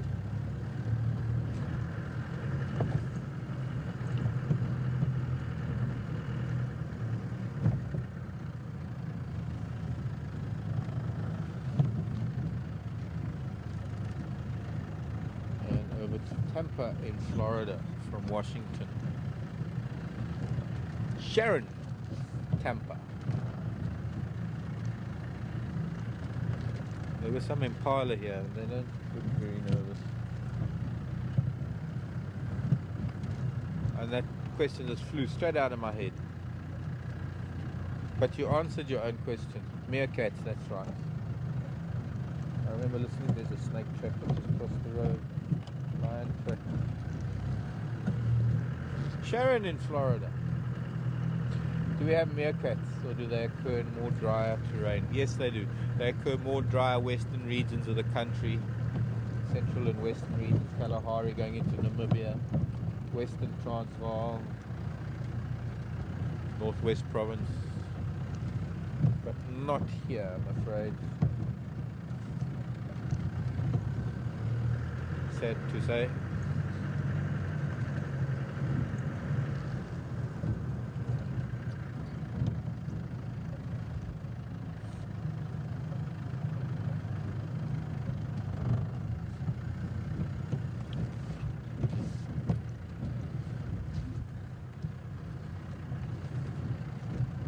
Zach is with us, and I haven't heard Zach's name for a while now. Tiger Man hasn't been with us for a while. Have you even seen Karula's cubs, Zach? Wanting to know about Karula's cubs, names and the meanings. Well, the little girl, Zach, is called Shivinzi. Shivinzi means brave or bold. And the little boy's name's Shivambalana. It seems a lot of people are having trouble with that name, but you'll get used to it. Tough. If you're having trouble with it, tough. It's a tough language, Shanghai. Shivambalana means dove, emerald spotted wood dove. And, well, he's a shy little boy. He's shy like a dove. What is this thing that I'm feeling in here? Something. I don't know. Anyways.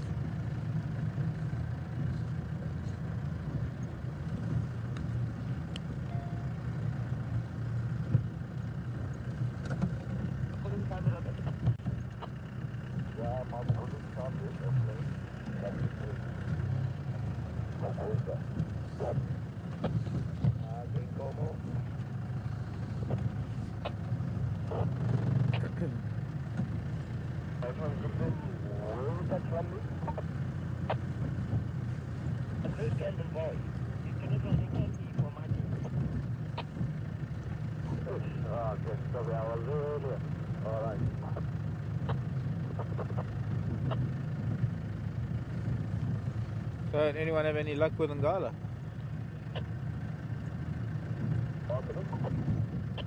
Yeah, go.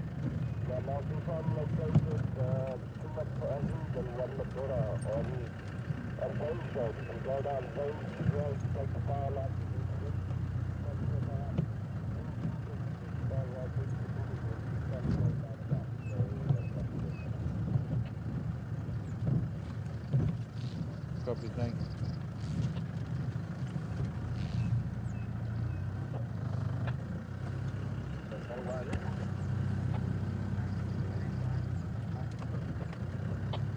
How's it, Andrew?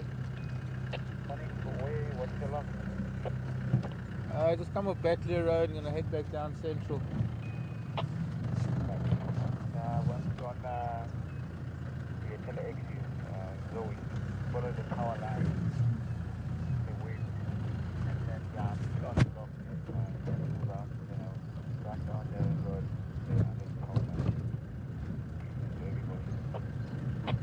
Okay, copy. Thanks. Possibly Simon Gala. I saw some tracks now on Batley Road. Yeah, I'm not sure. It could be Mkonzo from maybe Salalas from the other night. Doesn't look that fresh.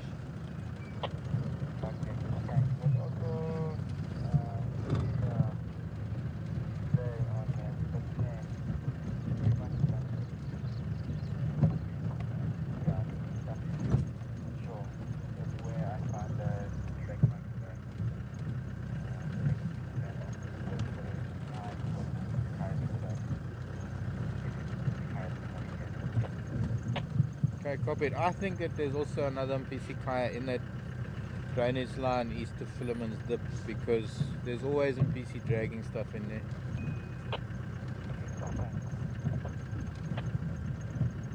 Right, now, was I in the middle of a question or...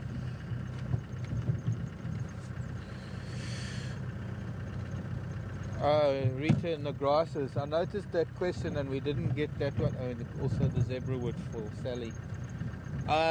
Lots of different grasses. I've got a book this thicker grasses, Dr. Rita, and now unfortunately they've all lost their heads and they're getting very dry. So it's very hard to do the grasses at this time of the year, but it's something that we need to look at. I mean, we've got panicums, we've got Eragrostis species, the genus Eragrostis, we've got panicums, Tamida, I know there's just a long list of grasses, and it's something I wish I knew my grasses as well as I knew my flowers and trees, but I don't. Finger grasses, herringbone grasses, turpentine grasses. There is a variety of grasses here second to none, and when the rains come and the grasses start growing, when they start getting their flower heads, that's going to be the time to study the grasses. The family of squirrels on that marula tree. Oops, bit bumpy. We're heading a little bit further west. We're going to go and look for some cats. So, Dendrobatidae. Oh, okay, so those are the poison arrow frogs. They're not related to the Hyperolidae. Thanks, Arlene. Sally was wondering about a zebra wood, wanting to see a zebra wood. They don't smell. I don't know where you got that from, Sally. But the zebra wood does not smell bad. Zebra wood. I'll show you a live zebra wood when I get to see one. You don't really notice the zebra wood like you would if it's dead.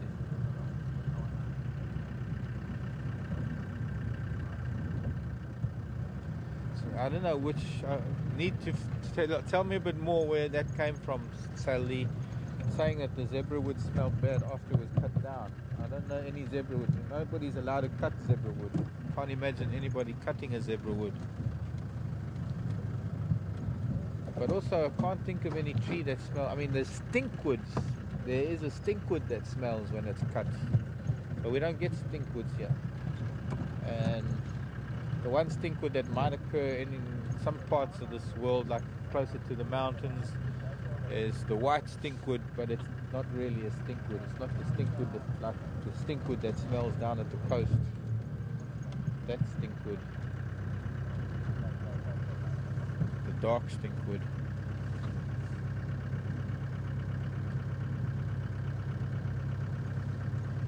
But zebra wood doesn't smell, Sally.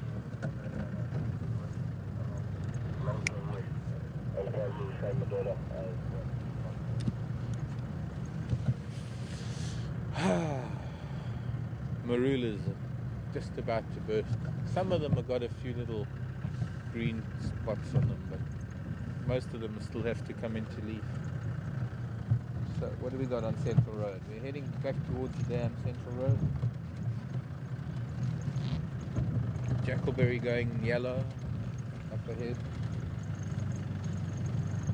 Elephant tracks. Might actually be elephant going up towards the dam, Whipplesook Dam.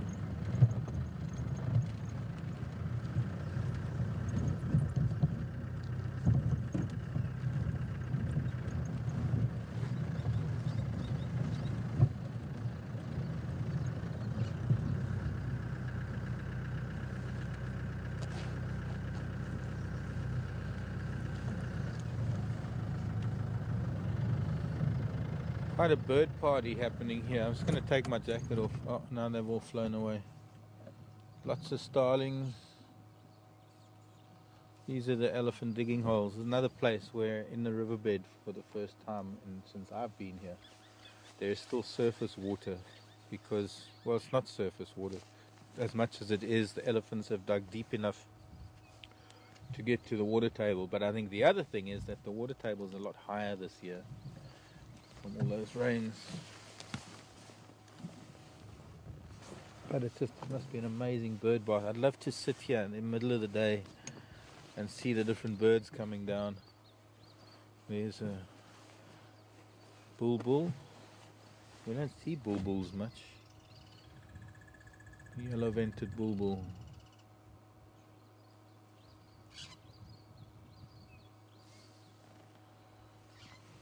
Binky. Hello, Binky. In Jacksonville, is it? North Carolina?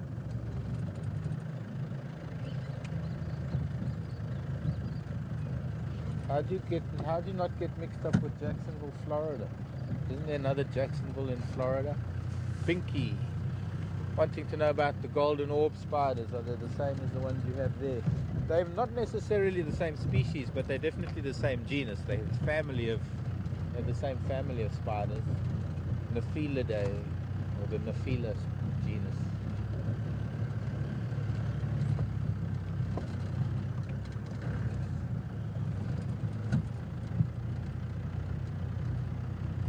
Spiders, you got to remember, spiders are very widely distributed around the world because of the way spiders can move. Spiders fly better than any flying insect. They fly higher and further. And they don't use wings to fly, they use silk and they use it like a balloon, and it is actually called ballooning. Obviously not an adult golden orb. You're not going to get an adult golden orb able to fly away. I mean, let's get realistic here. But young spiders, baby spiderlings that are the size, smaller than the head of a pin, can send out a strand of silk that is so light that it is actually picked up by the air, and if they can get into thermals, these spiders can fly vast distances. In fact, there's spiders up in the atmosphere right now that are some of the highest living organisms. They're probably frozen, and they'll probably defrost and come back to life if they ever came back to Earth. But some of them don't ever. Some spiders that balloon get taken so high up that they end up floating around in the atmosphere, the stratosphere, and they don't ever come down. Scientists who have taken samples from up there, from weather balloons, some of the things that come out of it are tiny little flies and spiders. But that's how spiders disperse, by ballooning. I've got a nest, a garden orb spider nest that was just hatched. In fact, it hatched when I found it. It was broken off of a tree. I don't know if it was on drive, I can't remember. Put it in a matchbox. It was back in June or July. And I left that matchbox open in my room. And just the other day I had to put it outside because the spiderlings were starting to move around. And I actually put it on my bonsai tambuti, but it must have been pulled off or blown off. And they're now all grouping around a clump of grass. Oh, nice colony here of dwarf mongoose coming out amongst dwarf mongoose amongst the dwarf bourbean, and that's also going to get a lovely crimson red flower. This plant that's growing out of the termite mound, the dwarf bourbean. We saw the big boerbean, the weeping boerbean earlier. That's also going to be breaking into its crimson red flowers soon. This is the dwarf variety that has a very similar flower on account of it being the same genus, same plant.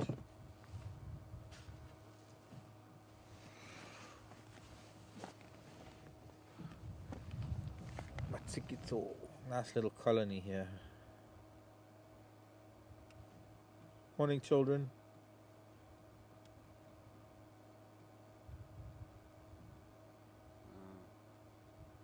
Yaris, that's what they're looking at. Oh, they're buffalo. Yeah, they can hear buffalo in the grasses. And they're all, gosh, it's quite a colony. Let's see if we can count how many.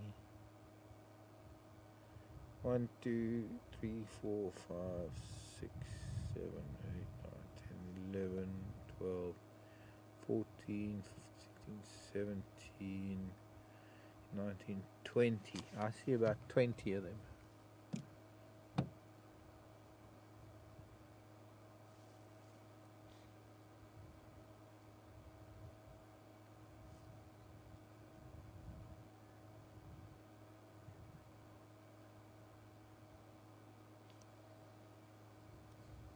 Thank you, Jack. Sent me an info sheet on the poison dart frogs and sending that on to me. Tara's forwarded to me. Thank you very much, Jack. Actually, if I'm not mistaken, Paula used to have some in the collection at the zoo in Fargo.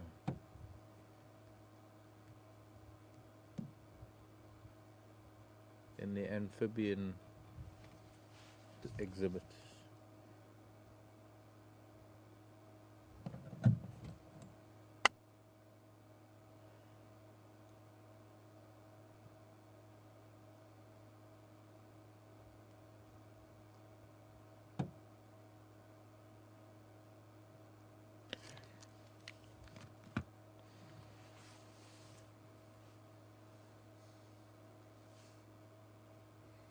Now, dwarf mongoose, a little colony like this, will have a territory, and within that territory they'll have several old termitariums or termitaria, old termite mounds that they use as refuge or as a home. They don't necessarily live in one only, but they'll use one for a while and they'll forage from that and then maybe deplete that immediate area of insects. Not deplete, but they'll move on to another termite mound and forage around there for a few days. But when they all come out in the morning, there's a lot of activity that they engage in before they head off for the day, and that's what they're doing now. Apart from sunning themselves and warming up, some of them are starting to move off, but there's a lot of grooming, there's a lot of toileting, and where the grasses end on the right, where most of them are sitting, I was actually watching one of them going to the toilet, but you can see where they are now. Just no, actually a bit more to the left.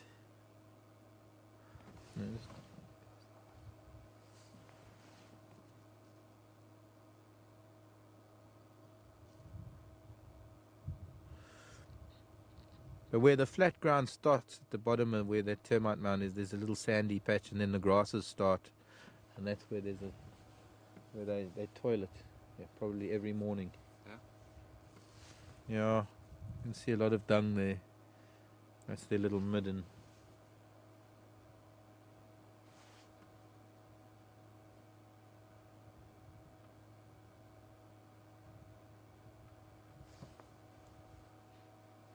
Buffalo are coming closer. But perhaps the buffalo in the grasses give them a little bit of confidence.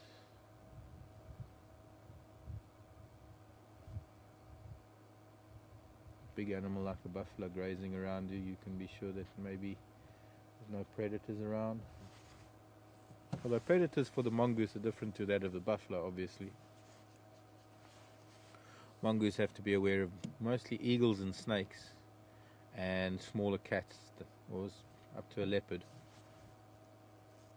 And we've seen in Duna and Mishu catching dwarf mongoose. Had a very sad time one day at Twin Dams with Induna catching a dwarf mongoose. Don't know what he did with it. We watched him chase some dwarf mongoose one day at Gari Dam just below the camera once, and he ended up catching a young slender mongoose that must have been living in one of the burrows, and he didn't do much with it. Mongoose, some of the mongoose species have an anal gland that is very, very smelly, almost like a skunk. Okay, we're going to move along from one of these. This is one of the smallest carnivores. We want to go and see one of the biggest carnivores, and I know some have been found, and we want to try and get to see them. Well, it's starting to get warm, and they're probably going to be sleeping, but we'll get to see where they are so that we can get back to them later today. It's proving promising for tonight. A very important day for North America, or for the US. The 10-year anniversary of 9/11. Bye buffs. And thanks to, actually, Tara just saying that Jean sent something through about that. I'll see that when I get back. But yes, I mean, yesterday I was actually having a look at a lot of stuff relating to it in terms of the memorial, and I just want to know if the emergency crews are now allowed to attend this memorial, because I thought that was probably one of the most shocking things I ever heard, that a lot of the firemen and emergency crews that were there that day weren't coming to this Memorial Day thing at Ground Zero. Ooh. Bushbuck? Nyala? Yeah. Nyala. Bull just crossed the road. Pretty amazing, those two pools, those two big water pools that have been built on the site, the memorial, those memorial pools.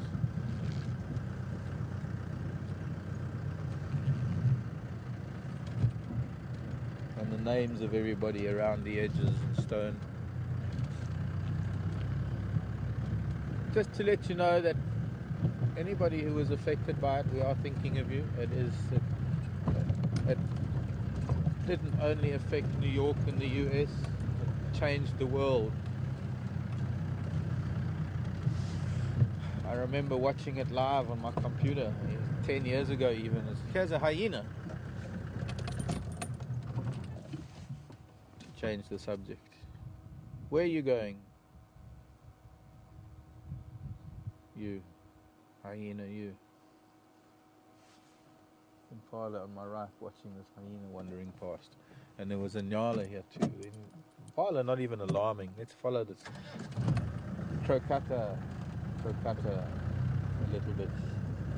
See where she's going. Ah, this is where the drag marks are. Now the hyena's trotting and the impala running off. We didn't see drag marks. We were here this morning, and these drag marks are on top of my tracks. Going down into the drainage line. This hyena's following. Andrew, come in.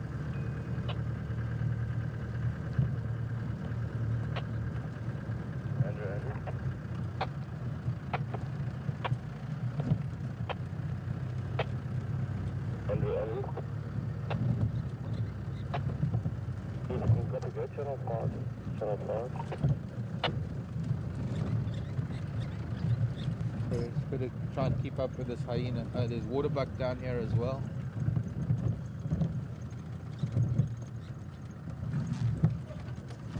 Looks like there might be monkeys down here too.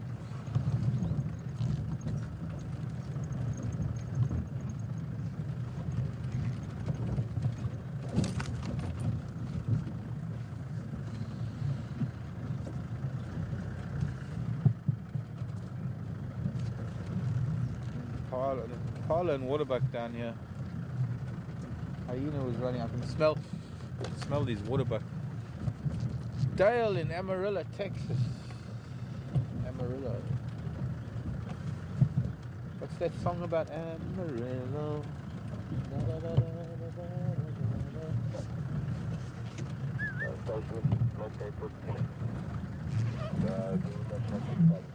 Hang on, Cara.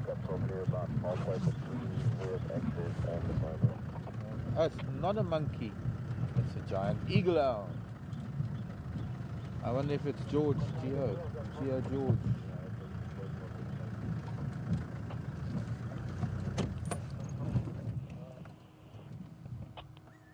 Okay, sorry, Tara, what was that? Amarillo, who was in Amarillo?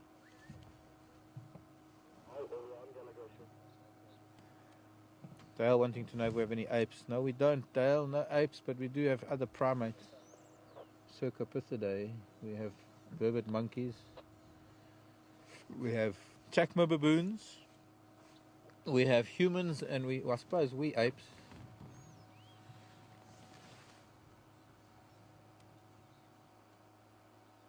You get to the owl.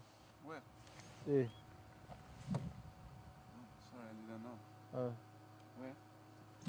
There in the Timbuktu. Oh, yeah, of course. Waterbuck are looking. I guess I've lost this hyena.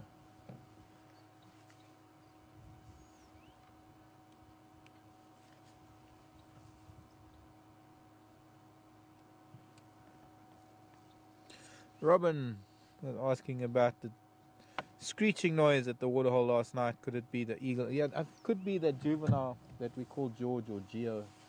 And this could be it. Even. Same giant, juvenile giant eagle owl. Andrew?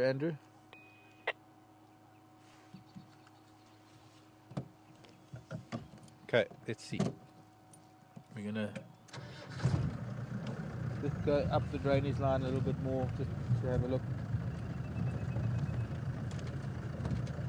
A little bit more.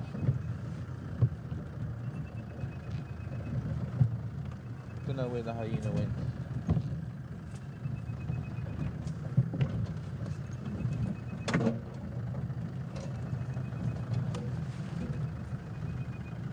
Hello, baby owl. That is, you are the little one. Lots of birds shouting at it now. Mark in Austin. Does it ever get below freezing, and how do the animals deal with it? No, we don't. Theoretically, we shouldn't get anywhere near freezing. Although there was some pretty cold weather this winter that the animals wouldn't deal with it. If we had that kind of a temperature drop, it would probably kill a bunch of animals and trees and plants. It would be disastrous. This altitude here is only about between 300 and 400 meters. It's very low in altitude, so theoretically we shouldn't get anything that cold. Okay, we're not going to go too far into the Timbuktu forest. Might be something in here, I don't know. This is where Nduna and Kambilo Jordan were with that kill. Could have been The only problem is that the hyena tracks were dragging a carcass this way, not away from here. And Andrew was saying he found tracks, filaments dip, also dragging something. And I think it's the same hyena dragging something. Might be something just up here on the left above us, but well, I guess lost track of that hyena. It started running off and I couldn't follow it. But that was on top of our tracks from this morning. We were here this morning, and between being here and coming back now, there appears to be a hyena dragged a carcass somewhere in here. Hello, Waterbuck. So, I know there's been a lot going on in the last few minutes. I don't know if I've missed a question or not.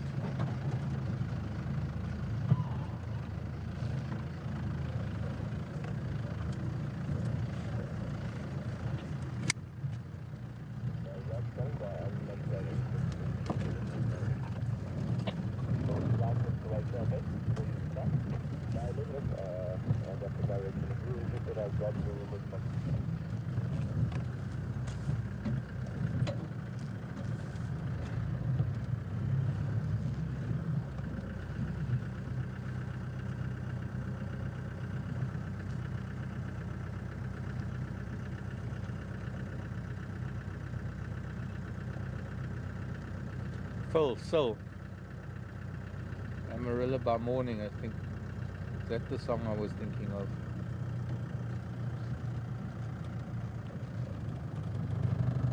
Don't know. It's just one. Sometimes something was triggered in my brain, and then just a phrase of a song came to mind. Don't know which song. Don't know who sang it. Don't know much else of that song. Vultures circling. Excuse me, children. Morning, Impala. Come, little boy, out of the road. Get some road sense. Hey, boys.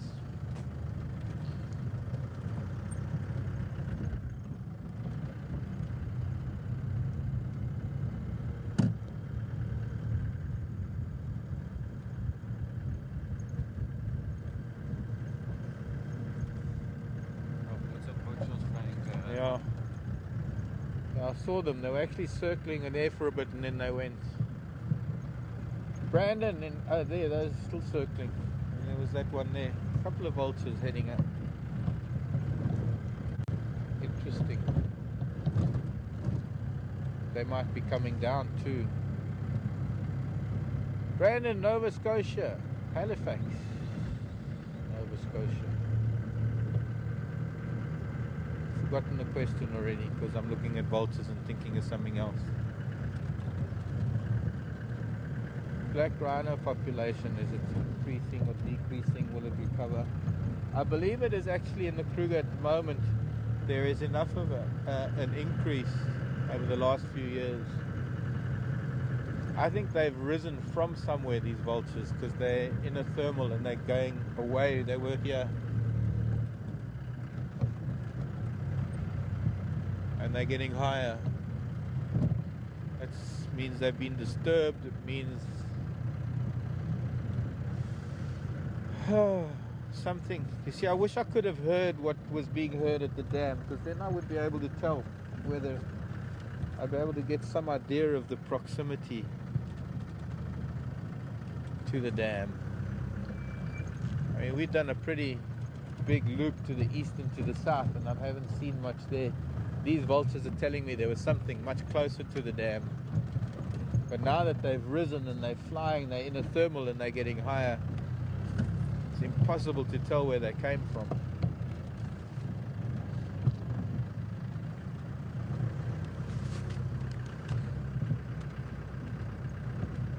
A hippo with two big terrapins on its back. Egyptian geese, grey heron, Stichosaurus, monitor lizards sunning itself where it usually does. If we can get there. Can't see it much. And the vultures are now all going south.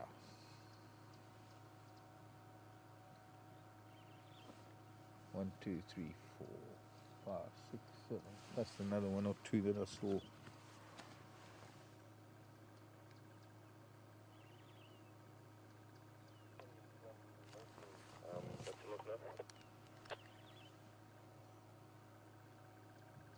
And there's a tawny eagle with them as well.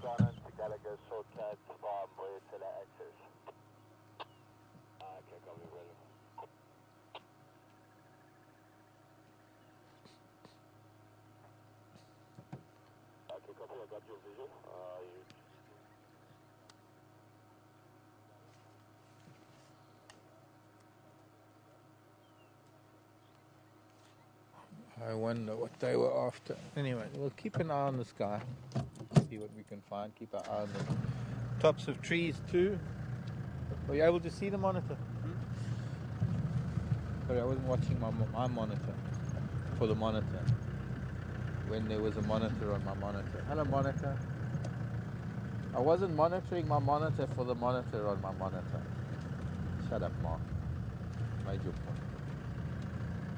What hadn't you heard before, Tara? Hello, Birdsall's Kuko.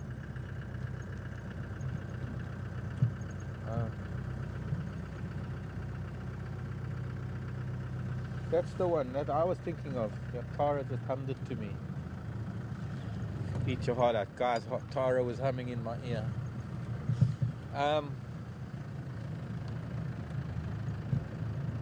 Another monitor, young monitor lizard.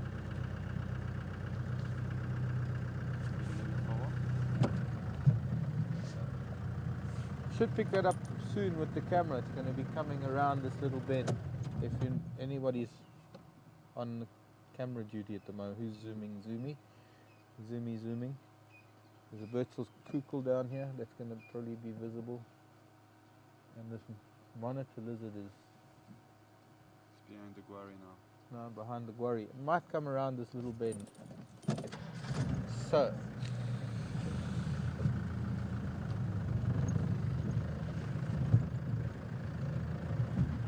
vultures must have come from fairly close by here. Because when I saw them rising up into the sky, it started here and then the thermals. Sorry, yeah.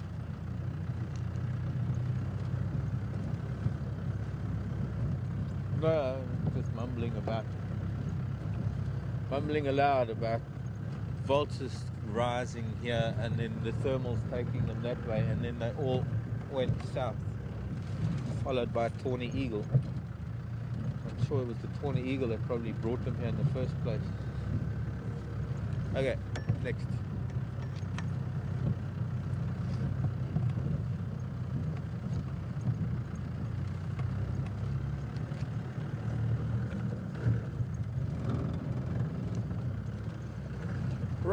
Austin, Texas.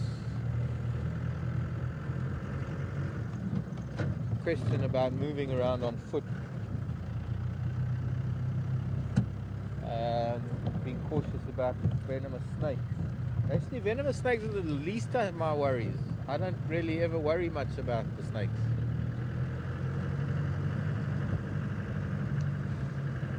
It's not like it's crawling with snakes. There are some snakes you've got to be wary of.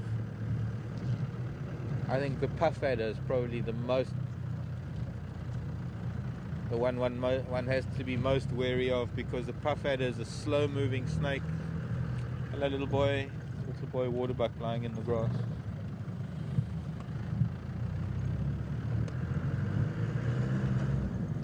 So, to be honest, in all my years of walking around the bush, I haven't really ever bothered about venomous snakes, because I know that I'll see them, or maybe birds will alert me to their presence, or even when birds haven't. I mean, I've walked into black mambas often enough, and yeah, it's an incredible adrenaline rush. I mean, it's almost like the same kind of adrenaline rush you get when you walk into lions. In fact, it's more so, because with the likes of a black mamba, it's lightning fast, it's a multiple striker, it's a deadly venom.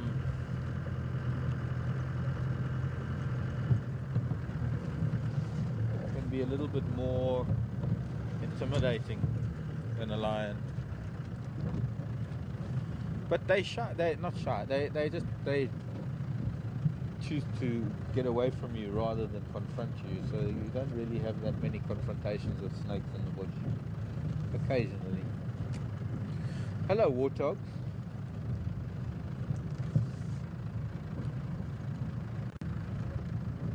You've been a little scarce.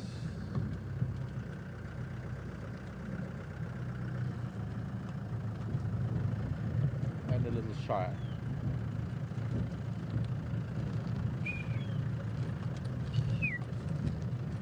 And it is the right one. Oh yes, is this the way to Amarillo? That's the one I was thinking of. Ah yes, Tara's reminded me. Every night I've been hugging my pillow. I love warthogs. Thanks, Glynis. Glynis in Cape Town, Glynis.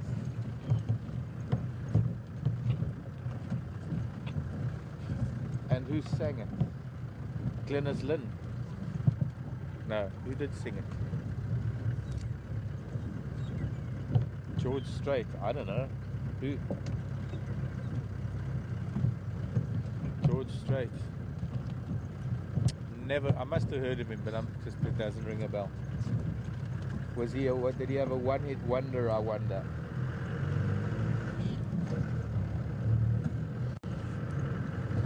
This is the way.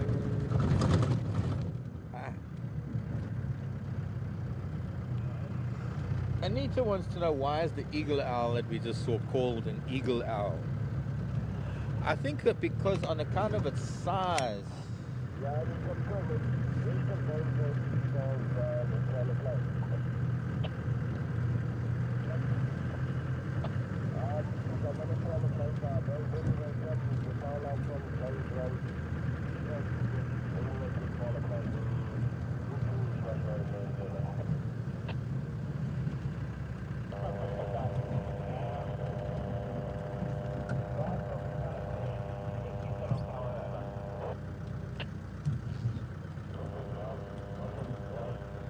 Oh, radio's bad, all of a sudden. Hello boys, look at these two majestic Nyala bulls.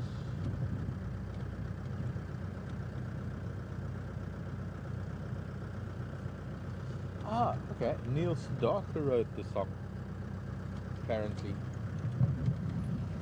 We have just found out. Hello Nyala bulls. You're wandering off to camp. Okay. Down to the dam eventually. You'll see them horning the mud soon. At about 11 o'clock probably.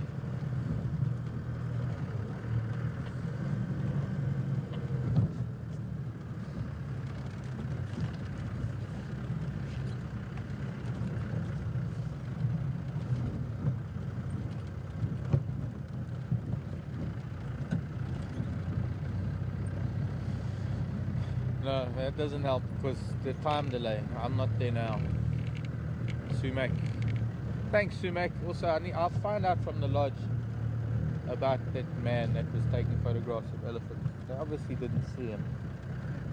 Some idiot walking down to the lodge. Okay, so where are we going to go? Gallagher shortcut. Yeah, we've got 2 cat sightings to go look at. Which station was the sighting on Gallagher shortcut?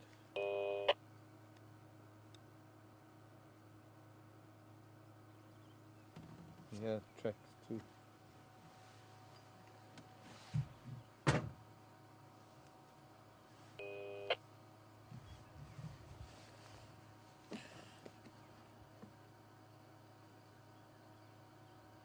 See, we're running out of time because I dawdled. So we're just going to go and locate 2 different sightings and we're going to have to come back to them later today.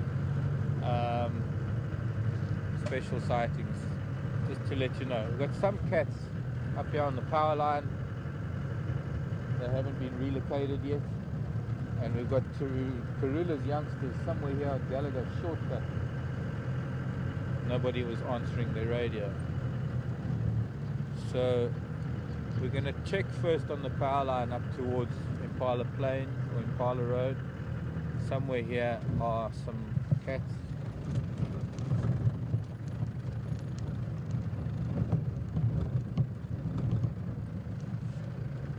Andrew, come in. I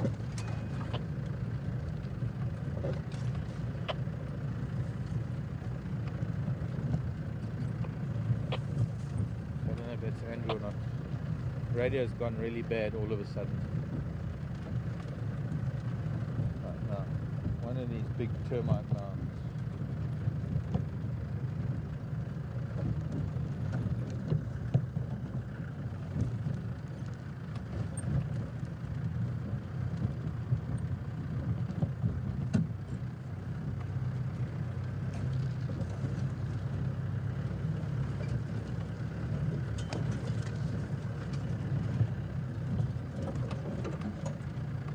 Here, kitty, kitty, kitty, kitty. Here, kitty, kitty, kitty, kitty.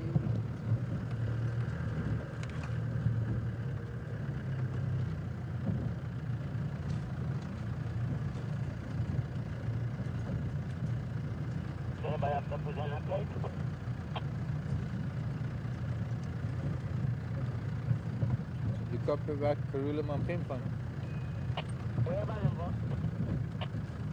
Somewhere Gallagher shortcut. No, I think somebody found them.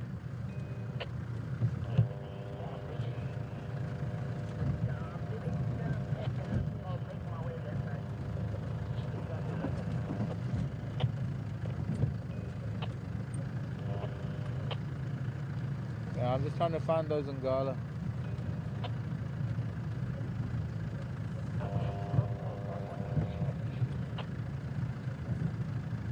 Suddenly the radio is really bad.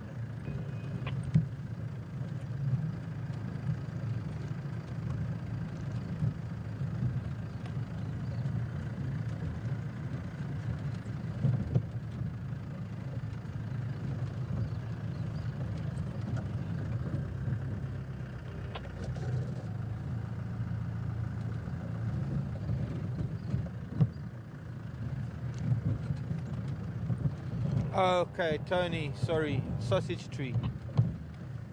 We'll have to do it this afternoon. I'm sorry, Tony. Are you going to be with us this afternoon? Otherwise, I have to go there now.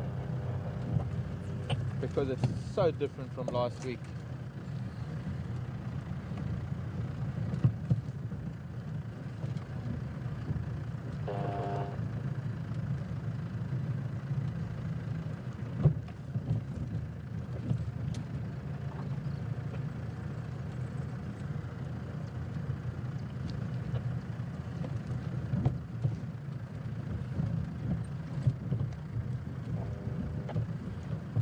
George Strait is another song.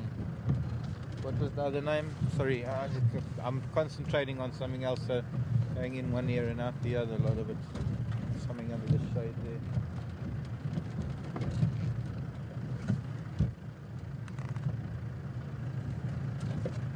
Tony Christie, the song that we were thinking of, Tony Christie. I don't know the George Strait song.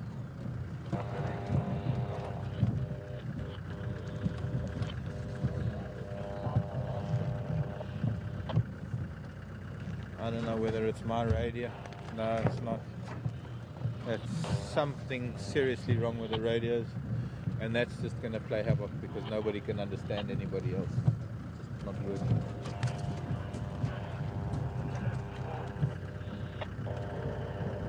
Okay, well, these line are somewhere off of this power line, but without, I mean, it's just a bad hum. We're not picking up any sound at all of people talking.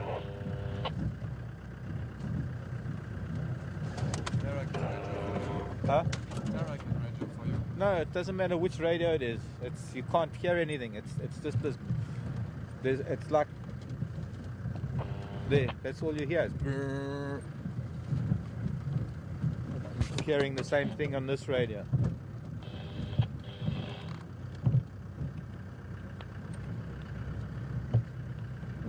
looking for lions somewhere around there. Anywhere between here and Zoe's Road. There was supposed to be a branch in the road, there isn't. And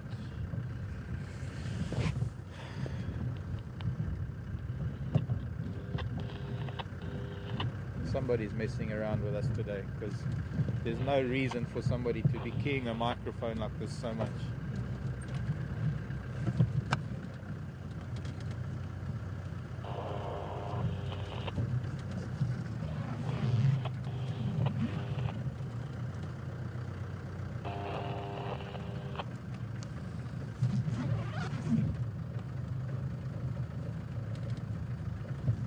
Ephraim, do you copy?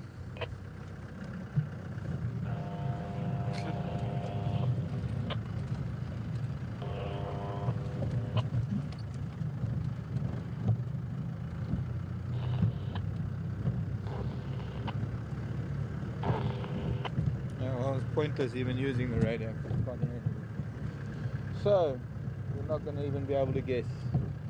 I might see tracks going off, but I doubt it.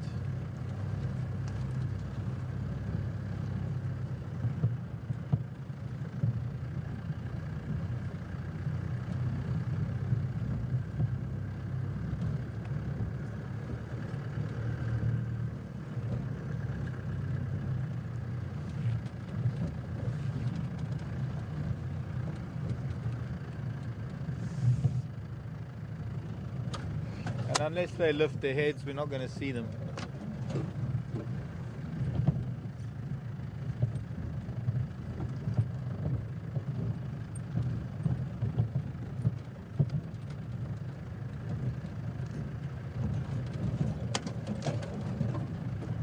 Or unless I climb a termite mound and have a look.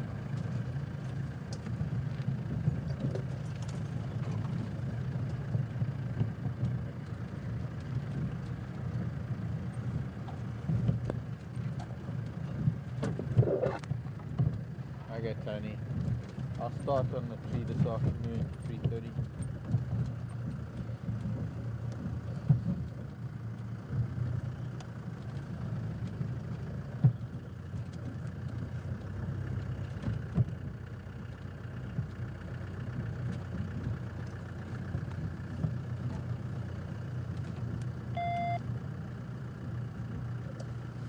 Anybody copy on channel 1? Yeah, go ahead. Tex, what's happened to channel 2? So I'm not too sure. I don't know if the limiter is down or no power. I'm not too sure what's going on. Okay, could you maybe give me a log on those and guile on power lines? Yeah, Bob, come along power line. I'm still making my way that side. Come along power line. There's a big schedule.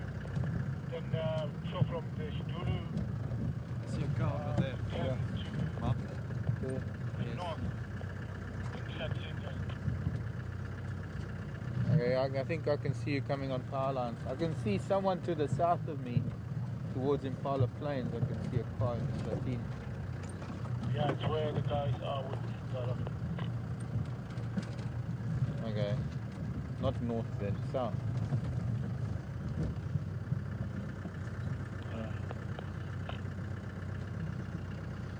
So who's on that lock? Sure, Joe.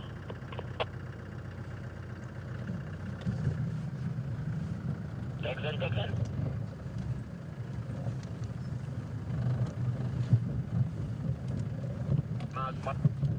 Yeah, go. Anyone with a north-in-way? I don't know, maybe Torchwood Mover, but I really don't know because channel 2's feeling now. Okay, copy. Yeah, I'll try.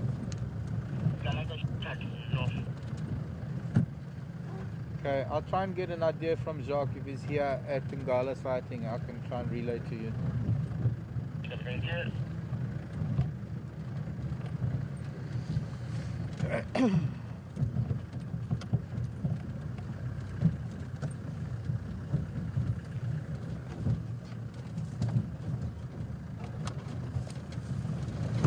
Go!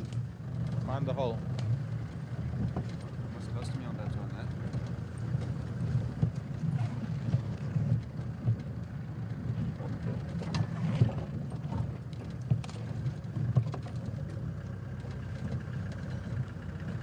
Just wait for Texan to go through. Go.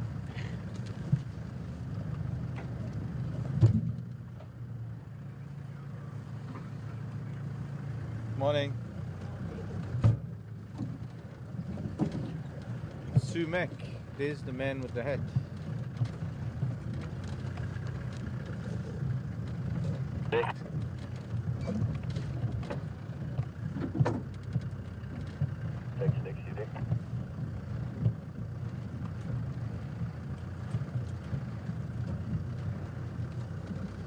Okay, now really we're not supposed to have two vehicles moving at the same time. We're going to wait for Texan to find his way in.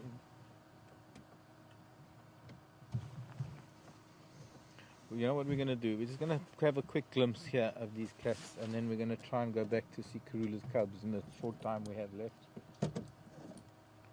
But Okay, I see where they are. in the shade of that termite mound.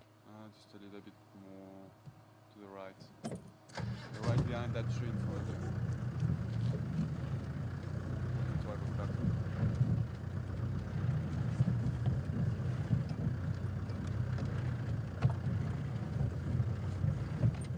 look. Right there. Yeah. See a cat's ear.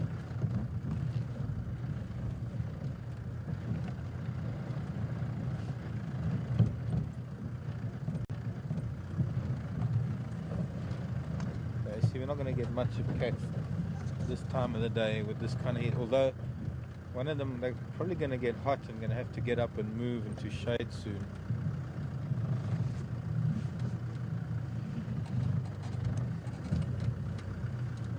Oh, it's a male.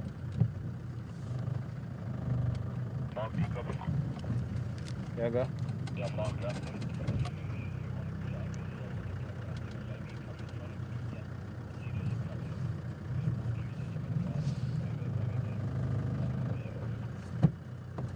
I'm probably good, yeah. Thanks, Jacques. Sorry, I didn't know you were on this channel. Otherwise, I would have called for to come in the lock.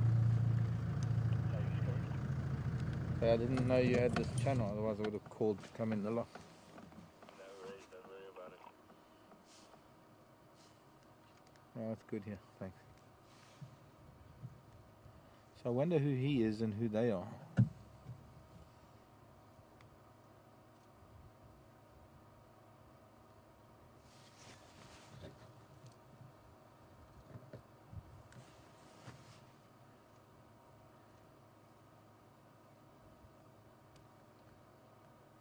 Two females and a male. And as I mentioned, it's starting to get warm, so they're going to have to get up and move into shade now. There isn't very much in the way of shade in this part of the world.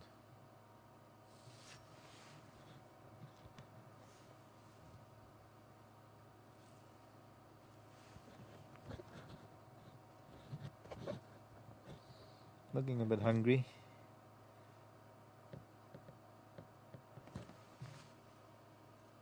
Could those be the two sticks ladies?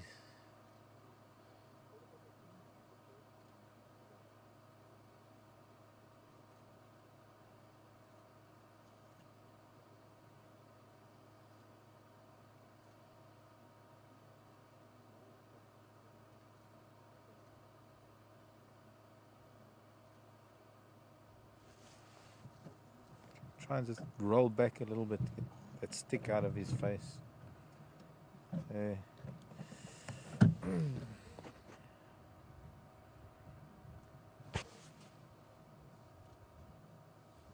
So I don't really know who these are.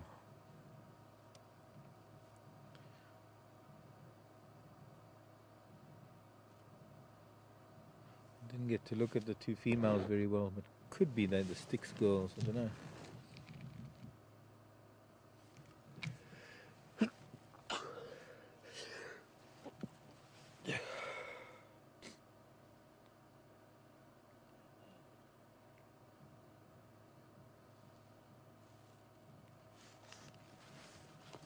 There you go.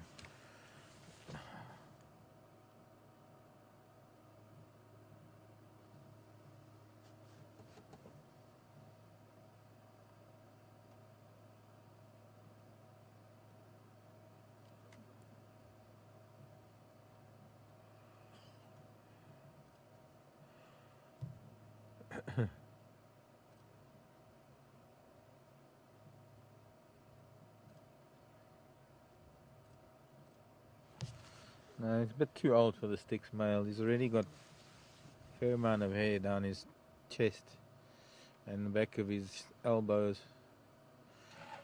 I think he might be one of the smaller Matimbas. I don't know.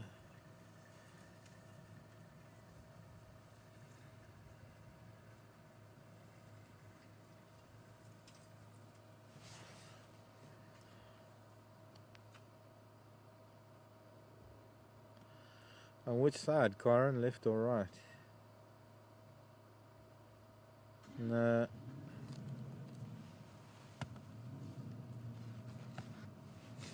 And Emma. No, I'm not seeing a scar on the rump there, Karen. Emma Luke wants to know, do lions have predators? Other lions more than anything else. But yes, as cubs, hyena, buffalo, elephant, number of things that will take out lion cubs if they find them, even leopards maybe. But okay, let's just have a look at this male again. If you've got a clear view, Seb.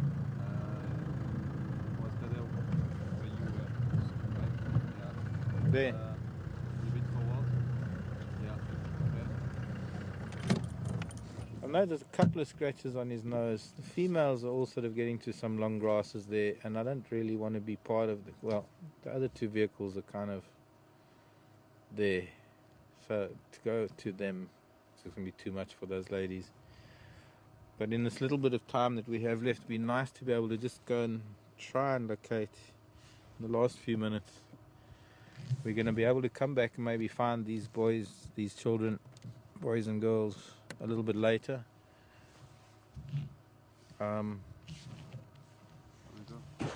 Yeah, just the male. Have we got a decent view of him? Yeah, I did give quite a few close-ups already, but I can give the last one. Okay.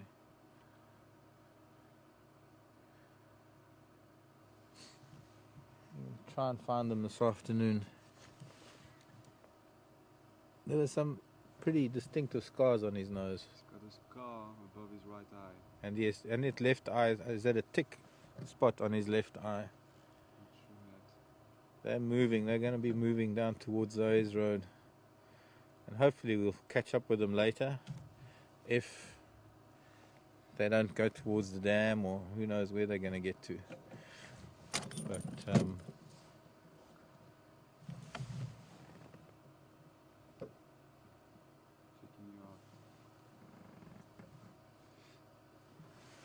right, in the last few minutes of the drive, let's move on. I can hear another vehicle anyway. So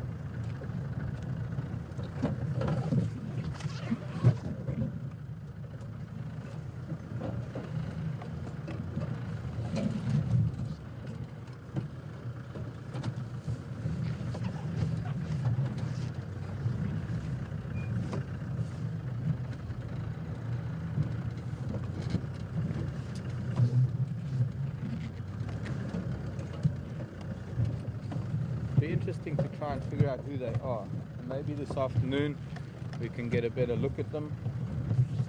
Sure, I'm getting hot now. I put on so many layers this morning because it was chilly. And then when it started getting light and I saw the clouds skimming across the sky, I thought, just as well I put some layers on, it's going to be cold. But I also knew that it was going to burn open and get hot eventually.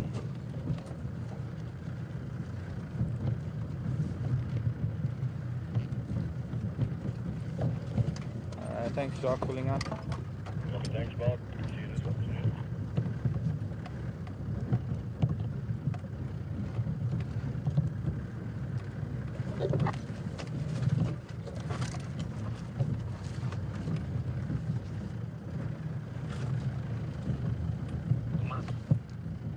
Jaga? Ya, we ada semakin banding we kalau ada access. Yang apa pun dong dah. Okay, copy, thanks. You still there? Ya, lah pas dia balik. Tuan lah. Are you still with them? Ya, benar. Okay, copy, I'm on my way.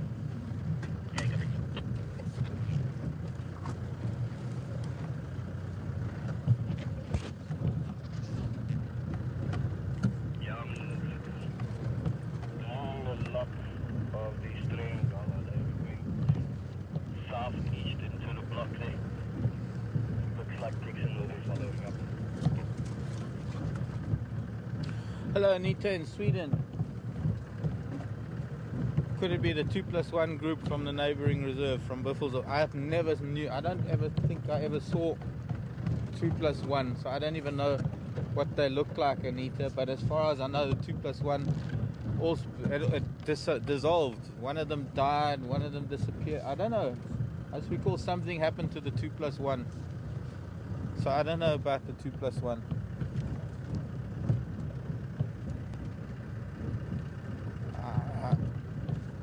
Yeah, I don't know what happened to the 2+1. I never really knew them, but no, as far as I know, one of them died, I think, in front of the camera at Koro or something.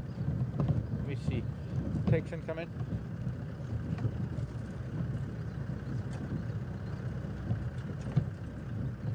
Ephraim, come in.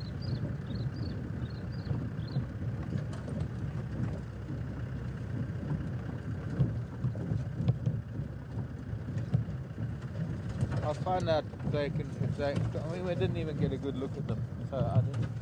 Just judging by the two females, I had a funny feeling that it was maybe the two sticks females. But I might be wrong. Might be two Kahuma females. I don't know. They're definitely not two Tsalala females. They're just not in good enough condition to be Tsalalas. Texan, come in. No answer.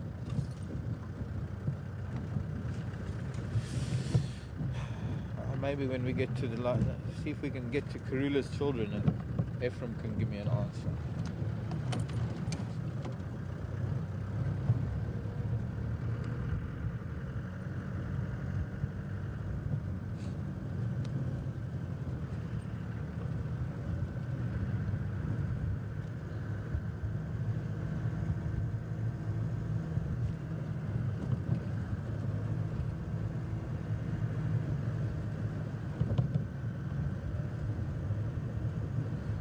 So, saying Matimba males, one of them has got a distinct scar running down the left side of his nose. Well, this wasn't him. So this guy had a couple of very distinct lateral scars on his nose.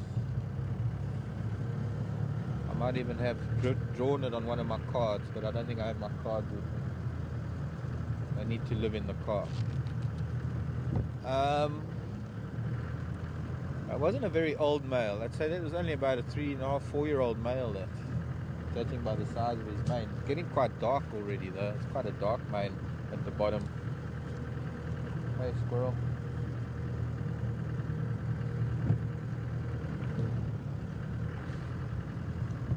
Maybe get a chance to see Karula's children now. But making at least 2 cats, even though it was a pretty quiet drive. I don't know where the 3 hours went to. I don't recall 3 hours worth of drive, but evidently the clock, if the clock says so, the clock can't be wrong, can it? Ah, there's Ephraim. Can I join you, Ephraim? I'll put it in for. Also, do you know who that Ngala was? Yeah, I'm not sure. Okay, thanks. Ephraim also not sure who that lion was.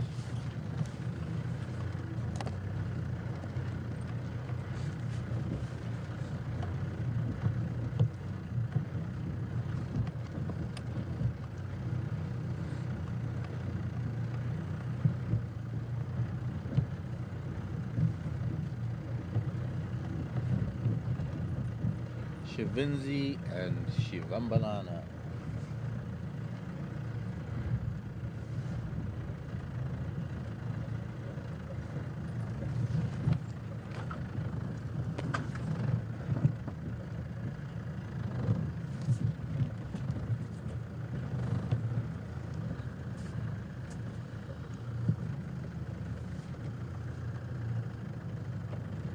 Morning all. Are you going back? Okay. Hello children. Gorgeous.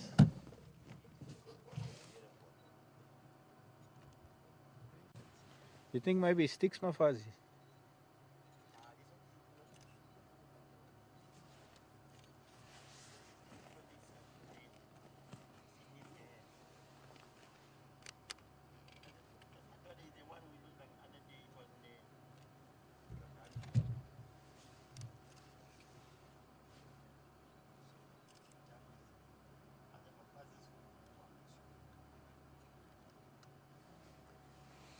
Yeah, I'm in the way now.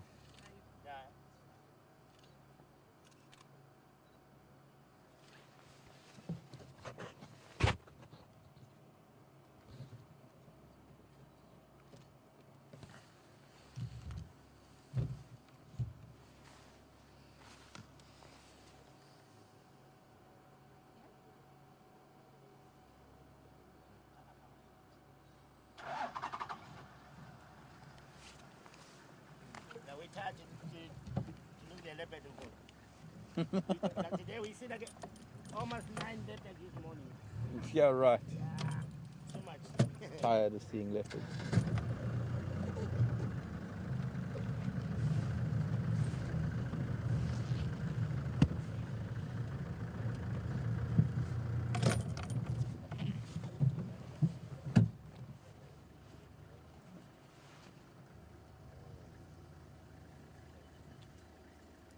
I haven't got a great view of either one of them now.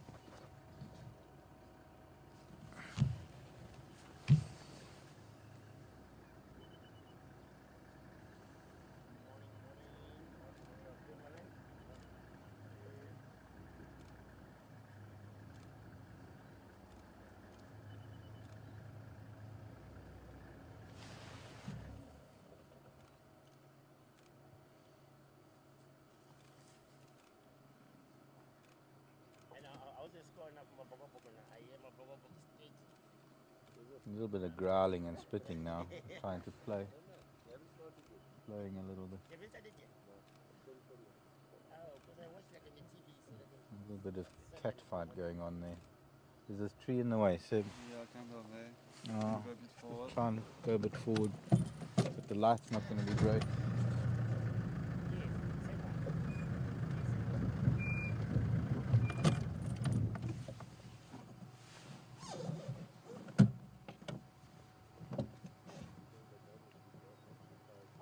one. I didn't get to that eagle owl question. But as far as I know, it's just the size of the owls. It's why they're called eagle owls. But Randy, I forget now. Sorry, just looking at leopards. Just wasn't thinking about eagle owls. And the chatter at the sightings needs to stop. There's a hyena coming, folks. There's a hyena. The hyena coming. They're probably both going to get into the tree now. Hyena got fright from a grasshopper. But someone was saying that they incubate their eggs the same as length of time as the eagles. Randy in Iowa. No, I don't think that's really it. But also screeching like a bald eagle. No, that's also not it. That's just a young eagle owl that was calling Teddy. No, Teddy, we don't have bald eagles. Look at them, they're watching this hyena. I'm not going to talk about this now. This is different stuff happening. I want to talk about eagle owl. Look at it. You're going to have to get into this knob thought. She's been watching her options now. Mind your head. Hyena's just being a little cautious. She's being Shivinzi. Actually, that was Shivambalana going towards the hyena. Here's Shivinzi now.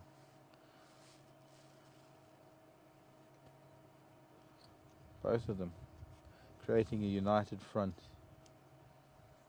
Look at that, the two of them. Not intimidated. All right, let's go to see the breakfast.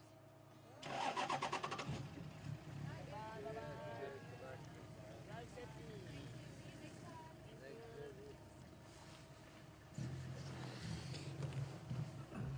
Try and get around.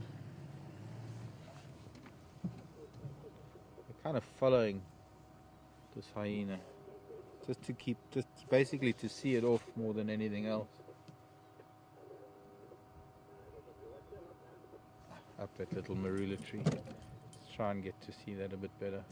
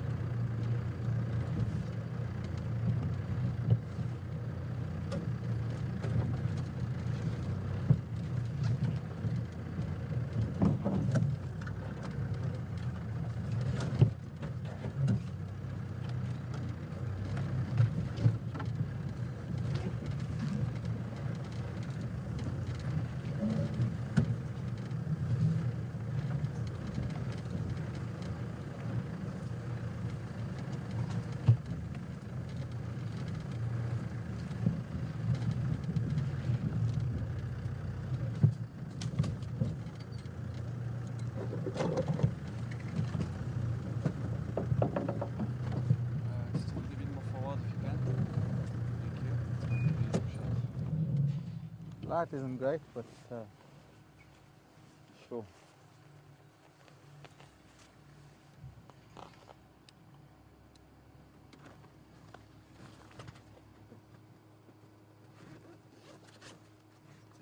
Stay there.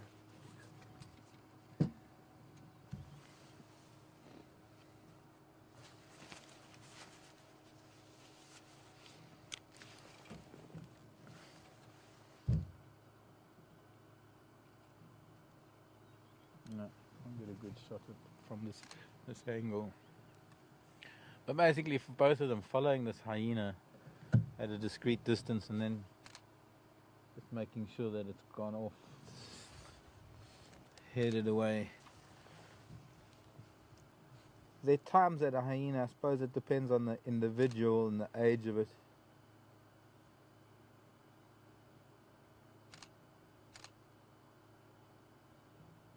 Whether or not it's going to pose a threat to them. Both of them getting quite big now. And they can inflict a serious injury to a hyena. So a hyena's not going to try anything really. There's no meat to fight over.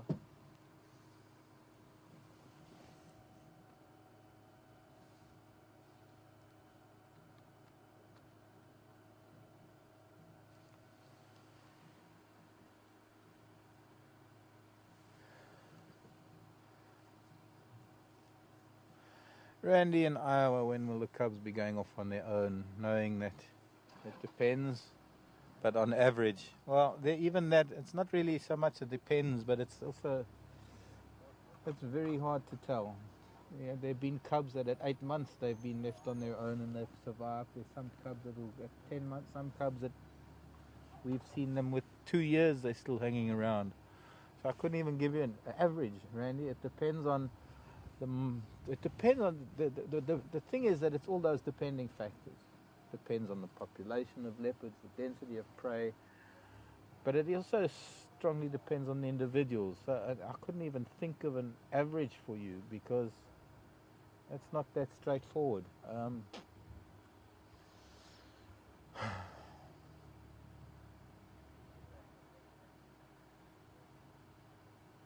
I guess we could expect them to still be around for at least a year. 18 months to 2 years, I would say.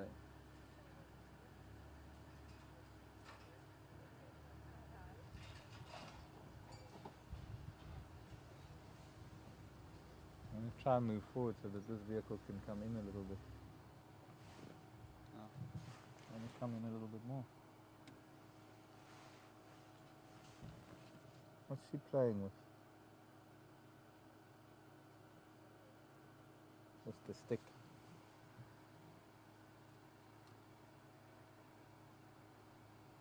Yes. Tara.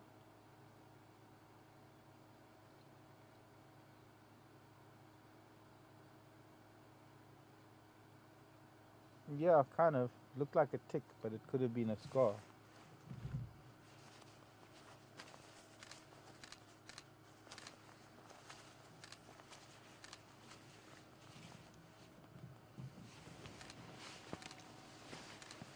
Okay, it's just that male with that spot under his left eye. Some of the viewers saying that it could be one. I'm sure it's one of the Matimbas. I can't imagine any other males. Ephraim saying these mine came from Sydney's Dam, Manuleti way. Just want to take my layers off.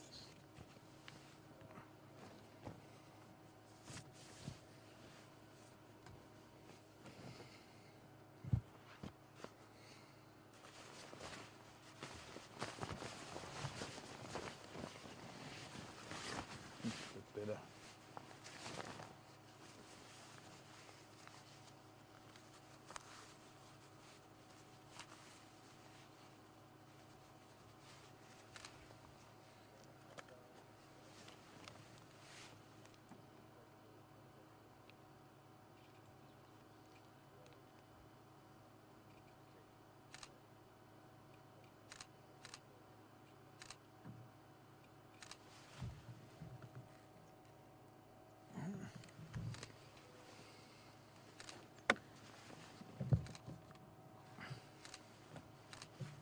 Seb, can we zoom in a bit, please?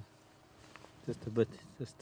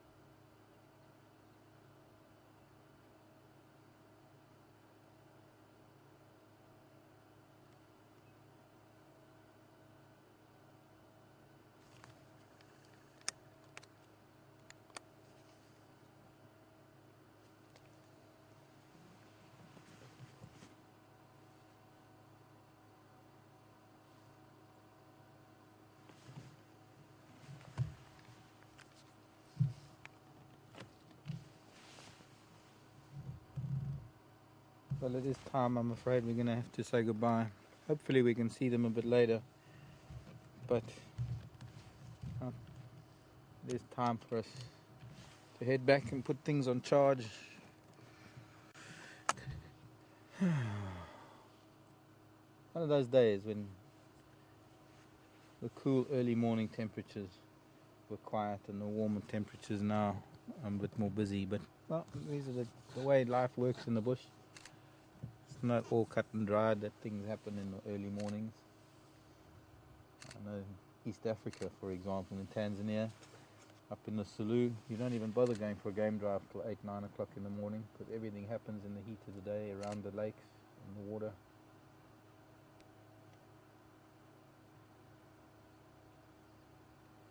I'm just going to try and make my way out of here and then I'll say goodbye. Or maybe we'll just have to do it here now, quickly.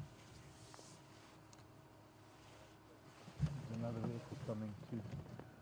So, without moving camera or anything, we don't need to. Thank you for joining me this morning. My name is Mark. Seb snapping away at the back. And Tara has been in final control. Thanks to Tara. Thank you all for sending in questions. Hope you've enjoyed the morning with us. Bye, everyone.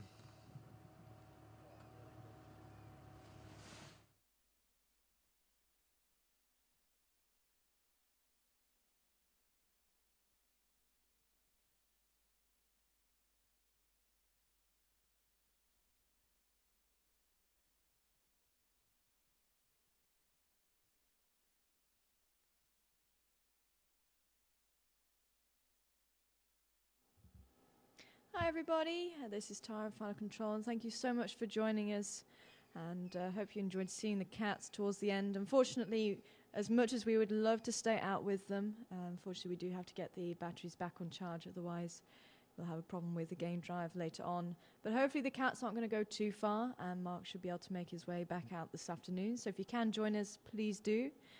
We're Shavenzi and her brother. I'm still yet to actually try and pronounce it properly.